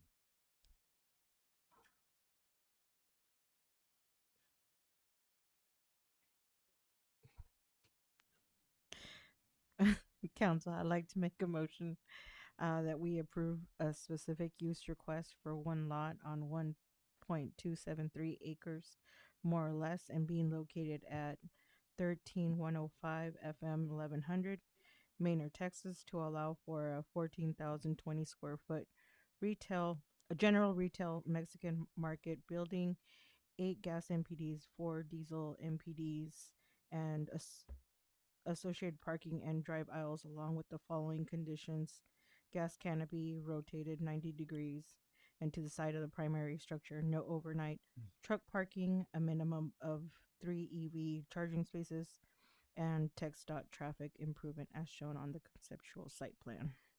We have a motion on the floor by Councilwoman Mesmer. Is there a second? A second. Second by Councilman Moreno. Any questions to the motion? Questions to the motion? If not, all in favor? Opposed? Motion passes 6-1.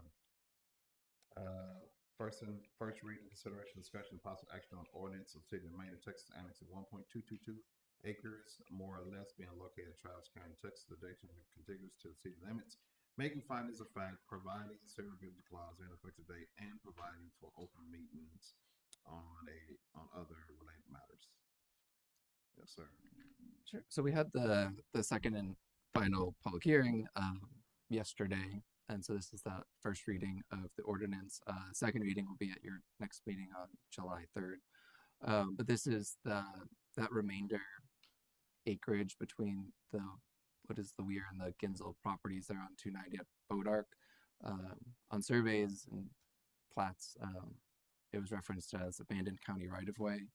So we are processing the annexation as a right-of-way annexation, which required a 60-day notice to the county, as well as the 2 public hearings. And so again, this is the first reading of the ordinance, and the second will be at your next meeting.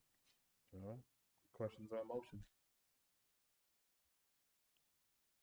Mayor and Council, I'd like to make a motion that we approve the first reading of an ordinance of the City of Manor, Texas, annexing 1.222 acres, more or less, being located in Travis County, Texas, and adjacent and contiguous to the city limits, making findings of fact, providing severability clause and effective date, and providing for open meeting and other related matters. Motion on the floor by Councilwoman Mesmer. Is there a second? I second. Second by Councilwoman Wallace. Any questions to the motion? Questions to the motion? Being none, all in favor? Opposed? Motion passes. 18. First reading, consideration, discussion, possible action on submission of a special use permit to up to 3,060 square feet of medical office and medical clinic in Manor Crossing, Block A, Lot 7, Building 1, being 1 acre more or less, and located at the northwest intersection of 973 and US Highway 290. So this property, we had our public hearing yesterday. It's there at Manor Crossing, right next to the University Federal Credit Union that's proposed. It is one building that's split between two tenants. One is proposed to be a restaurant. They have it as Chipotle, and then the other portion of the building is requested for this specific use permit for a medical office. And as mentioned and discussed yesterday, with this specific property, 61% of it would be medical use, but looking at the entire development, it's less than 1% of the overall square footage. And then including the 7,500 that you all previously approved on Retail Connections multi-tenant buildings, it's still just under 3% of the total square footage. So it doesn't really represent a significant amount of the space. So we are recommending approval.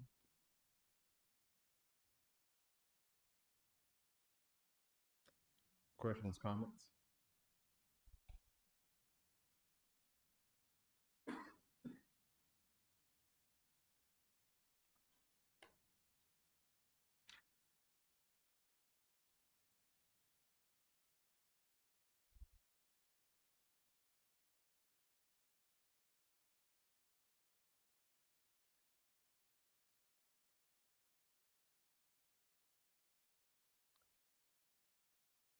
And the initial request of that came before council in April, was this tenant a part of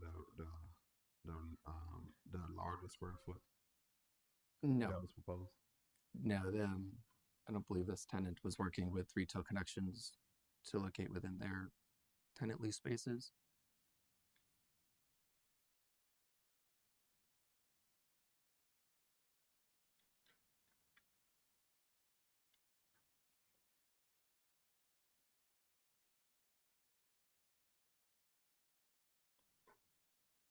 Questions, comments, council members?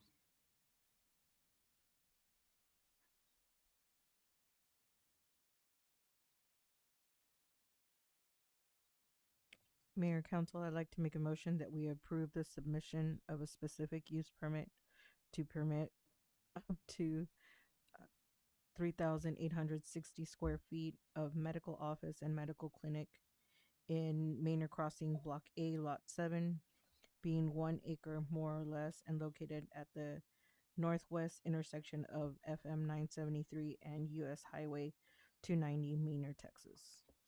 Motion on the floor by Councilwoman Mesper. Is there a second? A second. Second by Councilman Moreno. Any questions to the motion? I have one question.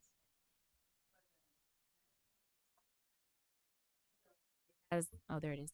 Even though it has maybe an intention right now for one type of medical office, but if it changed to a different one, would any other accommodations have to be added in? Like, would they have to come back to us to make any updates or changes? Or like if it was one that maybe accommodates to people who may need those handicap spaces in the front, or like more handicap access versus other people who are more walkable and accessible to go on their own, would they need to come back, or would that be something that has to be addressed now within the specific use permit? They wouldn't have to come back. This is just permitting the maximum allowable square footage on the property. If as they were operating, if they've determined they needed additional ADA spaces, they could just stripe them. They wouldn't actually really have to do anything. See, this is what, 18? Currently, it's slated for 3 handicaps. 2.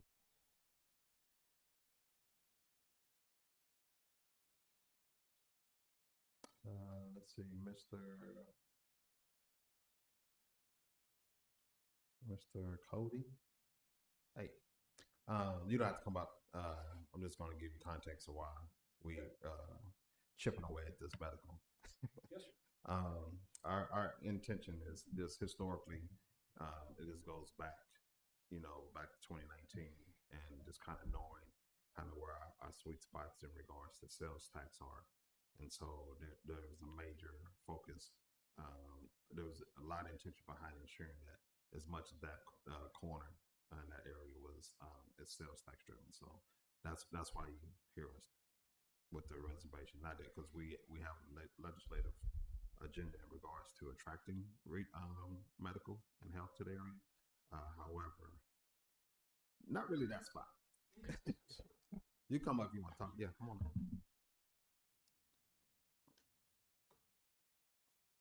Thank you all very much for all the work going back to 2019, it sounds like.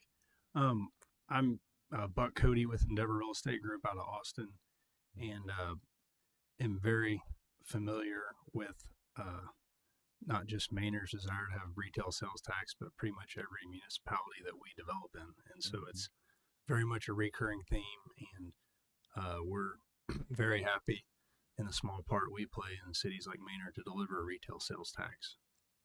In this instance, one thing that I would want to make sure that everybody's really clear on is that Chipotle, the tenant that we have a signed lease with, who we do preferred development with, really all over the state of Texas, they are a big sales tax driver. And in order for Chipotle to locate here in this project, it's going to have to be with a tenant that a medical tenant that, you know, is a different hours, different parking, different traffic patterns, etc. And so certainly understand the desire for sales tax. I would be remiss if I didn't remind everybody that by enabling a tenant to show up who doesn't create sales tax, we would also be delivering a tenant who drives a considerable amount of sales tax. So that's what I wanted to say.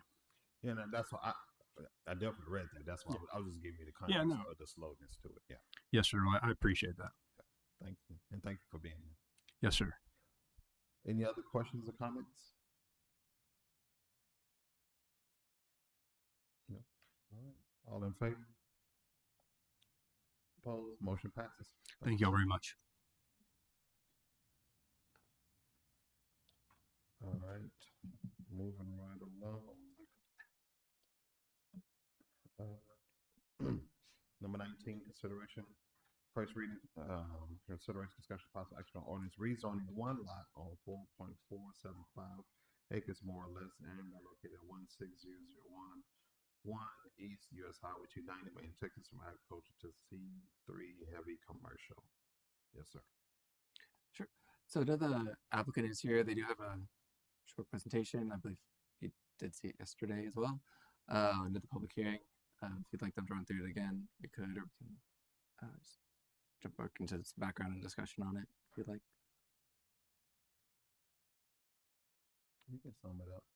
Okay, sure. So this property, I'm gonna just steal their presentation. It's pretty much on the city's far eastern end, heading towards Elgin. So it's near Ballerstedt, Abrahamson Road over there by 5F Mechanical.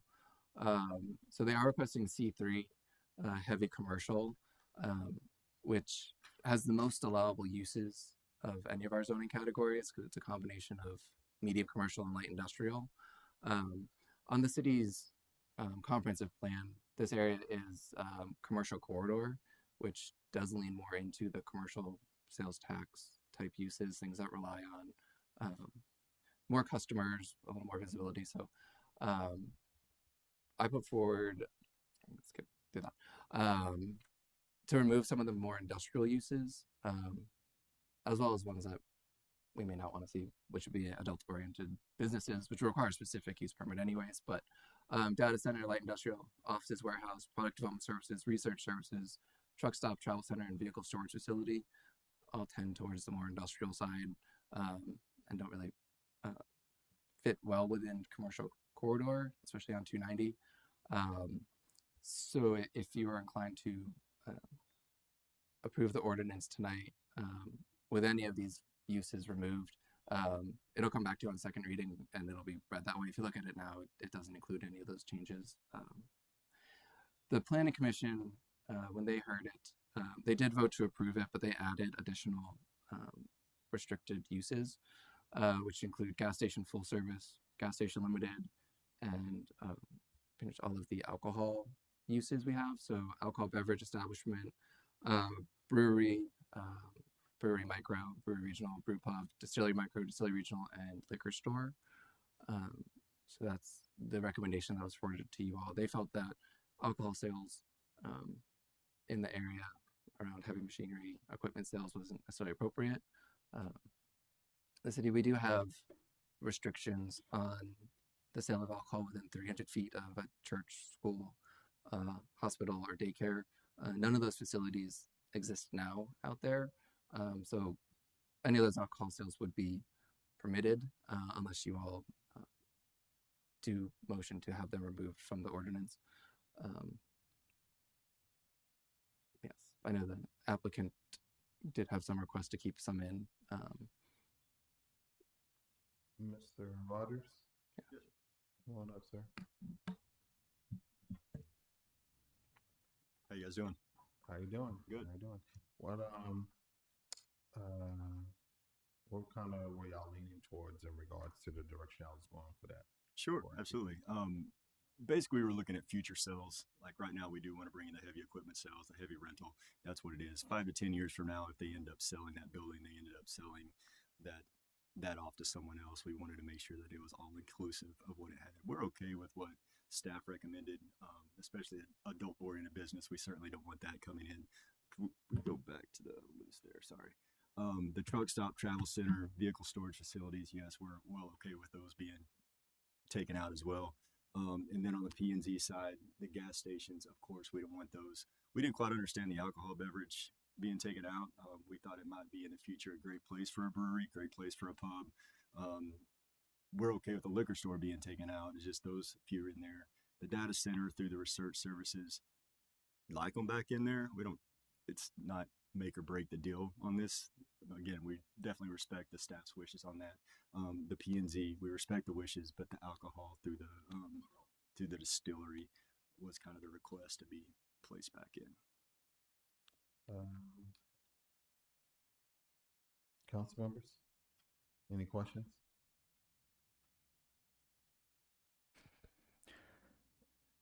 My comment would be, I actually would be okay with brewery or distillery. I think the way that building looks would make a good spot for that.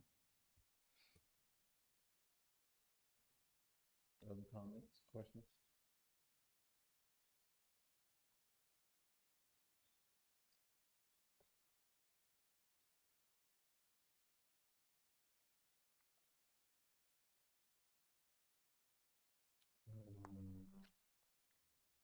Do you have the image of the building? Yes, sir. Not the exact image of this is a location out in, I believe this was in Atlanta, Georgia, but it's just similar to the style that's going to be coming here.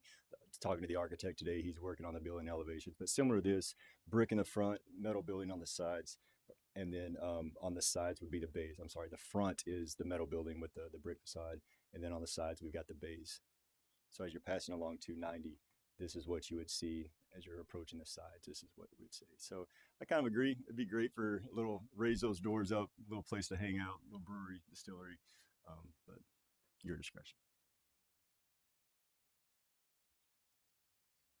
The youngster wants to drink. All right. We'll keep the man buns out. Yeah. No. All right.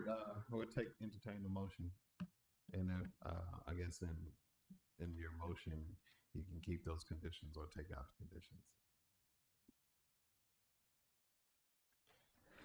Mayor Council, I'd like to make a motion. The City Council approve the first reading of an ordinance rezoning one lot on 4.475 acres, more or less, and being located at 16011 East US Highway 290, Maynard, Texas, from agricultural to C3 heavy commercial, with the following uses removed: adult-oriented businesses, data center, light industrial, office warehouse, product development services, research services, truck stop or travel center, and vehicle storage facility, and adding the following additional uses to be removed. I would keep the gas station to remove that, gas station full service, gas station limited, and liquor store. We have a motion on the floor by Councilmember Moreno. Is there a second? I second. Second by Councilwoman Wallace. Any questions to the motion? Any questions or friendly amendment requests? Maybe it's a comment more than a question. Okay. Here, everything that's been struck of the request, but of 290, maybe it's not the best place for a brewery, or any alcoholic beverage place. And then I guess, is this location set in stone for this type of business, for this space? I know we talked during public comments yesterday, and so this seemed cheaper, and it seemed in a space where you can easily get into an access road to get on and off, to get into a different direction. But that may be always outside of Manor, not Manor. So we're just the stopping point, but not the beneficiaries of the business actually being there until possibly it gets to be a brewery that, some of the residents may go visit. But and so I was just wondering, as the representative. Right. We are definitely not trying to just say we're going to bring this in here for a year and then turn this into a brewery by any means. The intent is to keep this as the heavy equipment sales, as long as it's lucrative for the developer and for the client coming in.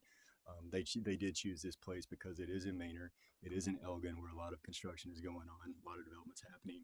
It is close to Taylor, so you've got kind of this triangle effect in that. So that's why they did choose this. We are definitely hoping that this stays here for the length of the duration of it. But we're not trying to bring this in and say, in a year we're going to turn this into a brewery. We're not trying to do that at all. I promise you.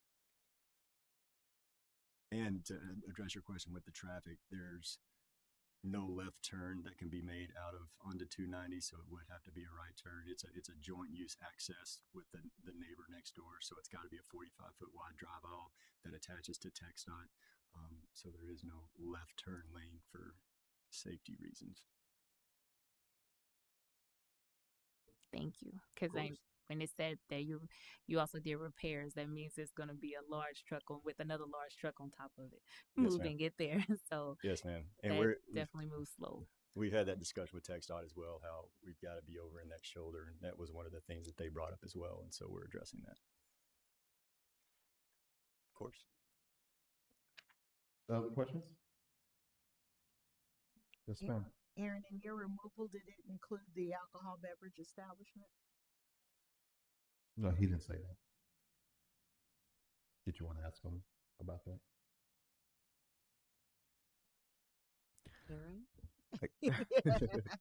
I guess alcohol beverage establishment, for me, in my mind, I guess that would be like the same as a pub or something. I think we had the actual definition. So I just wanted to clear, the ones you're not having an issue with are the brewery micro, brewery regional, distillery micro, and distillery regional, correct? Yes. And so I kept out the gas stations and liquor store. So the language on this one says alcohol beverage establishment, brewery micro. Is that what you're intending to allow that? That's a whole, yeah. Okay. Yeah, on here it's numbered differently.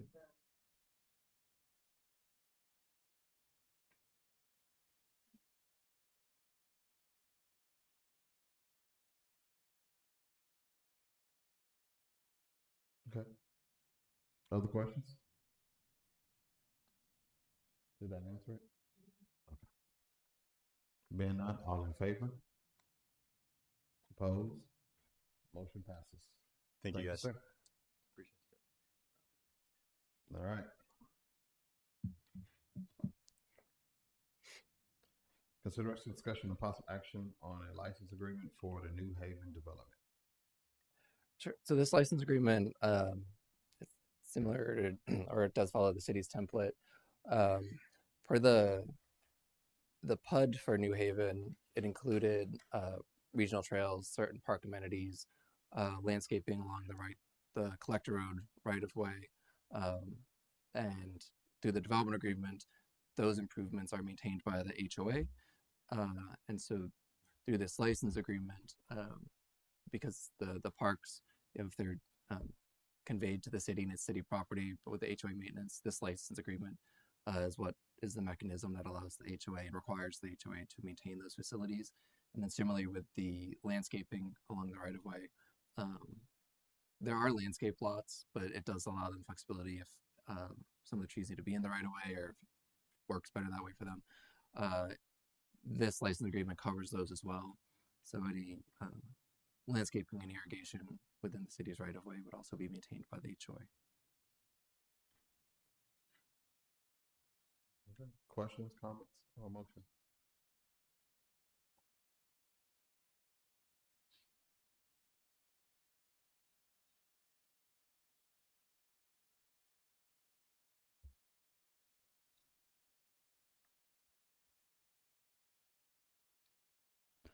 Mayor Council, I'd like to make a motion that we approve the license agreement for the New Haven development and authorize the city manager to execute the agreement. Motion on the floor, by Councilwoman Watts. Is there a second? I second. Any questions to the motion? Any questions to the motion?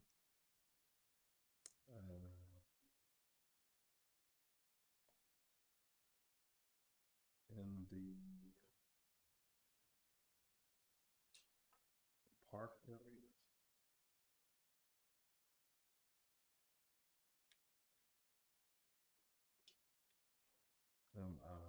I'm seeing a trail and what else? And the you know what I'm talking about? Sure. Yes. So within Park A, which is the smaller one, in the middle of the development there, there's a shade structure, a 2 to 5 year old playground, a 5 to 12-year-old playground, a swing set, independent play equipment, 6-foot concrete sidewalks, trash receptacles, picnic tables and benches. Sorry, I'm trying to also read this on my phone.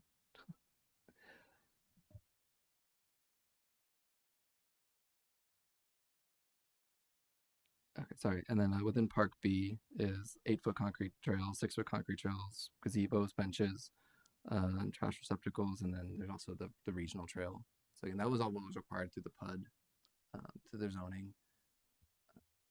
I was just trying to see what those lines were. If those were the benches, I was trying to zoom in and then go. I guess I was trying to zoom in too far. Yeah, they would be. On the larger, They are shown on there. specifically on the larger part where it has. I guess you have the little. It looks like an outdoor seating thing. Is that? I was just trying to see what those lines were. It's three lines going across with a square near the red line that's going through there. You know what I'm talking about? You want to pull up? I'll show you. Sure. Oh, somebody. Hey, Brad knows. You can come up here. I'll just show you what I'm talking about. Yeah, I'm just curious about what that part is right there. Okay, that's what I was wondering. Gotcha. Appreciate it. All right. Other questions? Scott, is this the development that was going to give us the cornhole for the teenage activities? I believe this one has the ping pong. Ping pong? Okay.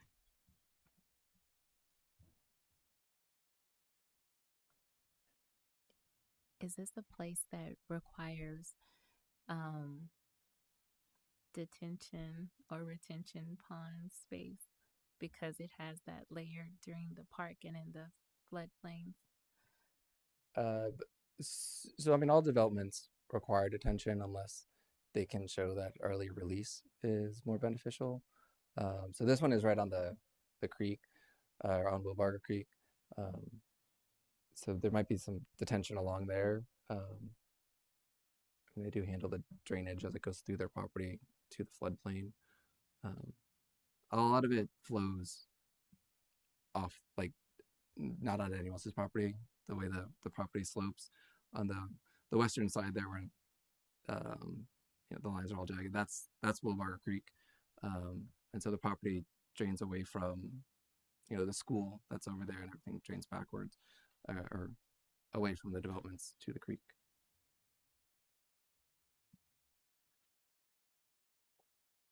And does that creek back up to somebody's land? It goes all the way, into Pflugerville.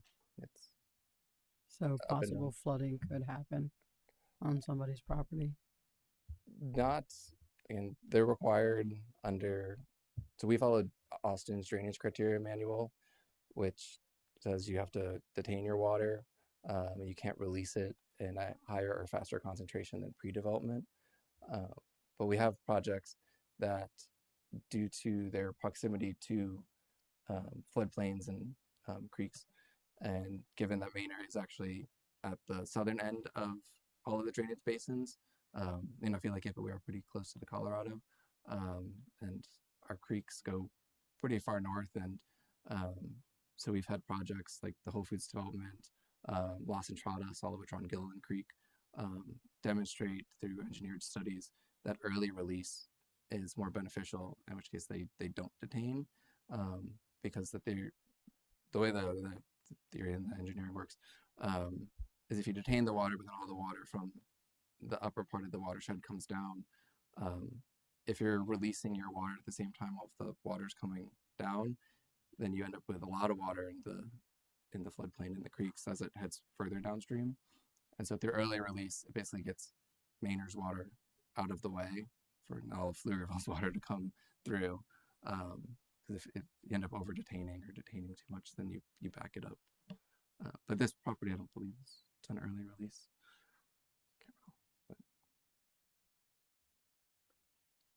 Okay. Do we already have a motion on the floor? Okay.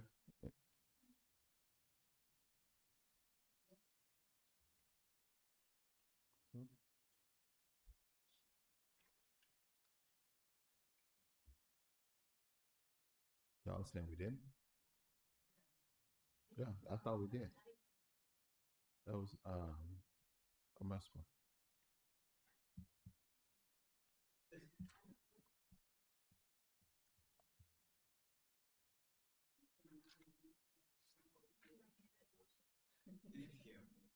Yeah. A phantom motion.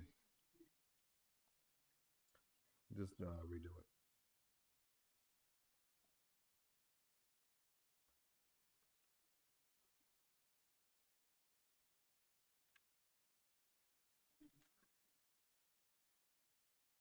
It's 20.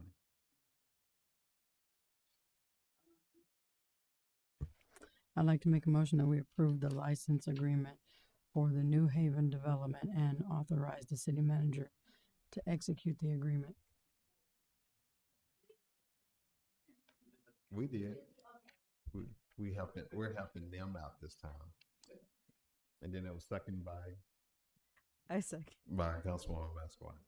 What happened was they said it fast, and then I immediately asked the question. So, all right. Yeah, so we have to. All right. Any questions to the motion? Being none, all in favor? Opposed? Motion passes unanimously. All right.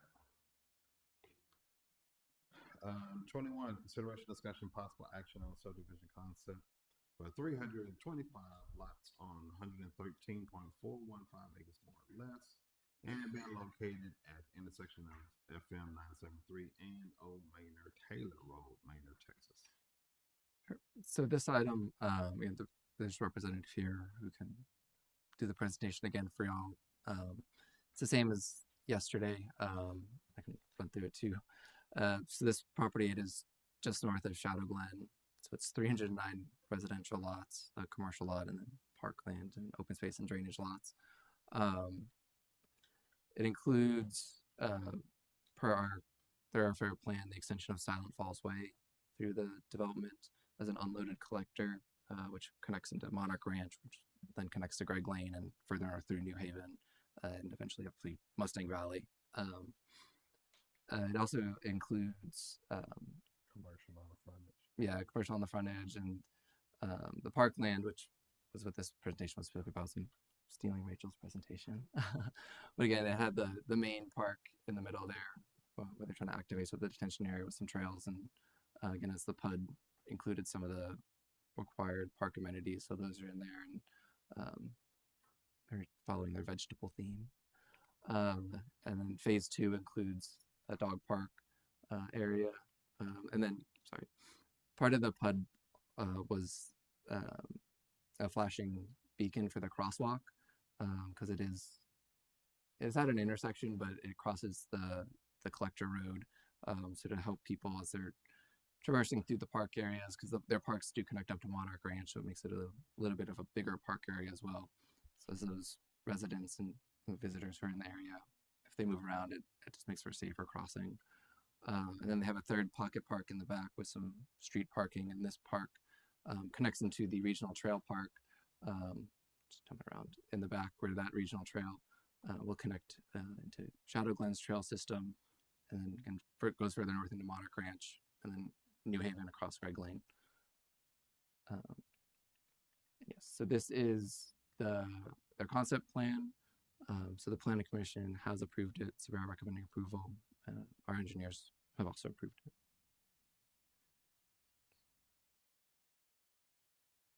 Okay.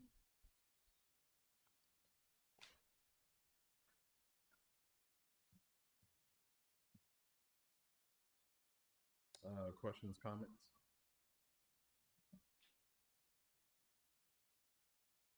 Are the neighborhood streets wider since you can go from one, or that's kind of the ideal of wanting people to be able to connect through the back way? Yeah, so the unloaded collectors, so Silent Falls Way and Vidalia is the main entrance. They're 64 foot wide, so they're 14 feet wider than our traditional local street, which is 50 feet of right of way. So it does allow for easier traffic movement. They're unloaded, so there aren't any driveways on them. So you usually have fewer people parking along them, which is again why we also, as the PUD process, requested that safer crossing, because these roads tend to go a little faster speeds, and if there aren't people parking on them or driveways, then there aren't very many obstructions in the right of way, and people can drive faster than the posted speed limit. So helping to have that crossing be a little safer was part of that. But yeah, so these unloaded collectors hope to move traffic through the subdivisions and get people out, and this would provide a north-south alternative to 973 as it builds out. Is that how much of the road, I guess, to make that a connection in the phase 1 of it? Is that even in phase 1 right now? Yes, so there's a portion of Silent Falls Way in phase 1. It's hard to say, but I want to bring another point.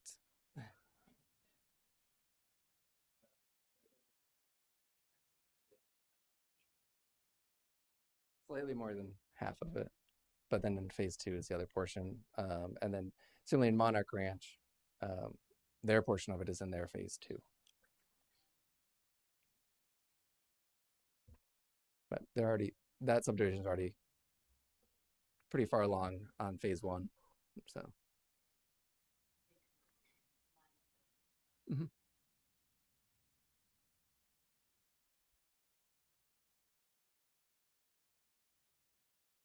You said that the commercial part is in phase 1 too. Yes. Okay. Yes.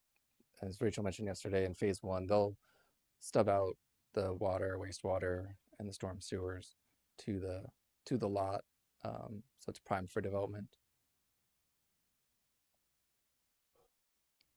Also, there was mention of the detention pond, that it would be more n- more natural, right? Yeah, she said it'd be more natural, so it would actually soak up more of the water instead of releasing the water, and that it has a trail around part of it, right? You said a trail around part of it, and could possibly become a what catch and release? Is that what you said yesterday, or um, something else? I forgot. I was thinking if Rachel wanted to talk about it.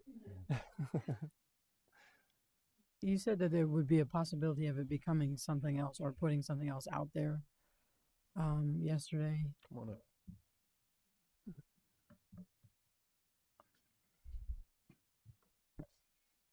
Yes, this Rachel, the developer for Okra. So for the detention area, I mean, it wasn't included in our parkland, but I did want to make sure that it felt organic to the area and wasn't kind of an eyesore. So we're grading it a little bit more naturally, landscaping it more. And so with that, with the trail going around the edge, I mean, can use be used as an open play field. And of course it's not raining, but that it's, a partial amenity to the area instead of just kind of a detention space.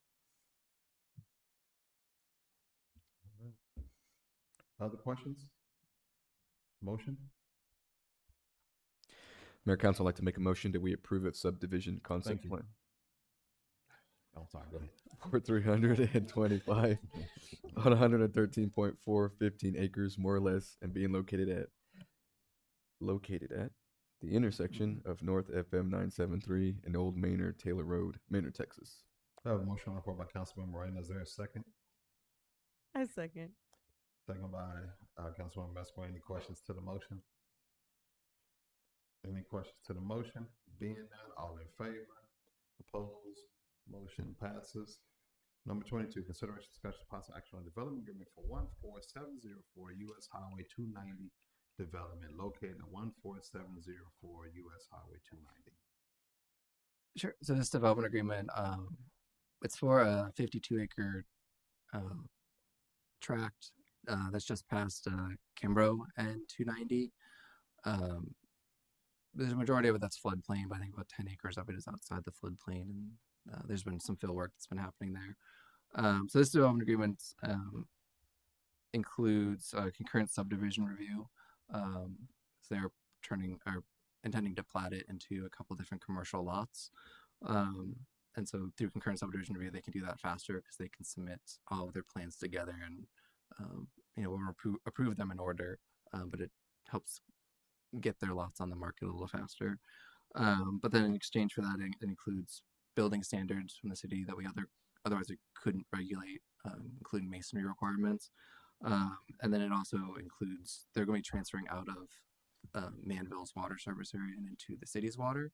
And so there's provisions in there related to their decertification from Manville and joining the city's water system. Okay. Questions? Comments? Motion?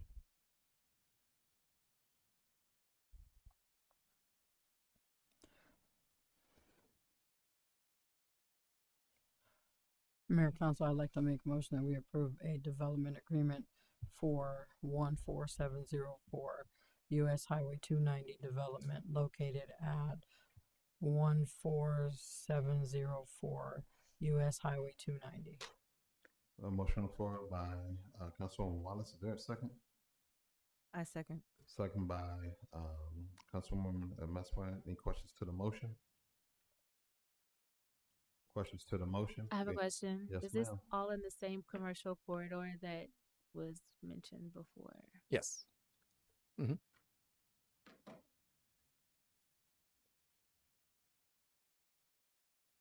You have a follow-up question? Okay. Other questions to the motion? All in favor? Opposed? Motion passes. Consideration, discussion, and possible action on the City of Maynard, Texas Department agreement for proposed water service transfer for Monarch Ranch, commercial development. Sure. So this transfer agreement is for the commercial portions of Monarch Ranch. So again, that subdivision that's just north of Okra that we just heard about, right there at Greg Lane and FM 973. The residential portion has already been transferred out of Manville service area. Now they are working on the commercial portion, and so this transfer agreement would just deposit agreement, water transfer deposit agreement would cover the city's legal and any engineering costs that we have. Okay. Questions, comments, or motions? Mayor, Council, I'd like to make a motion that we approve the City of Manor, Texas deposit agreement for the proposed water service transfer for the Monarch Ranch commercial development, and authorize the city manager to execute the agreement. We have a motion by Councilman Moreno. Is there a second? Second. Second by Councilwoman Weir. Is there any questions to the motion? Questions to the motions being none, all in favor? Opposed? Motion passed unanimously. Consideration, discussion, possible action on the interlocal agreement between Manor ISD and the City of Manor for the summer library program. Mayor Council, the item before you is the extra ILA and the schedule that the school was able to finalize for the request from the other meeting here in June. Just want to make sure we get authorization to execute it, and then that way when they seek reimbursement, we would have this in place to reimburse them. Do I need to be consistent in my? Okay. So, Mayor Pro Tem, you can run this part.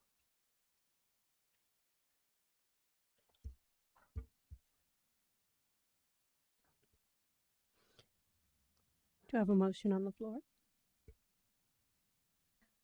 Mayor Council, I'd like to make a motion that we approve the interlocal agreement between Manor Independent School District and the City of Manor and authorize the city manager to sign the agreement. Motion made by Councilmember Weir. Do I have a second? I second it. Seconded by Councilmember Wallace. Are there any questions to this motion? Is this something that are we sharing before after? Like, is it a reimbursement or is it? In this case, it'd be a reimbursement. And I think the number of days went from 4 days a week to 3 days a week. Is there any way to request for them to come back after and provide numbers and let us know how much it was used? And we can do that once the program's over, if it's going to be either August or September. That way we can get that update. Any more questions? I'd like to make a comment that I'm glad that they included Lagos Elementary and the City Hall stops for the Reading on the Go bus.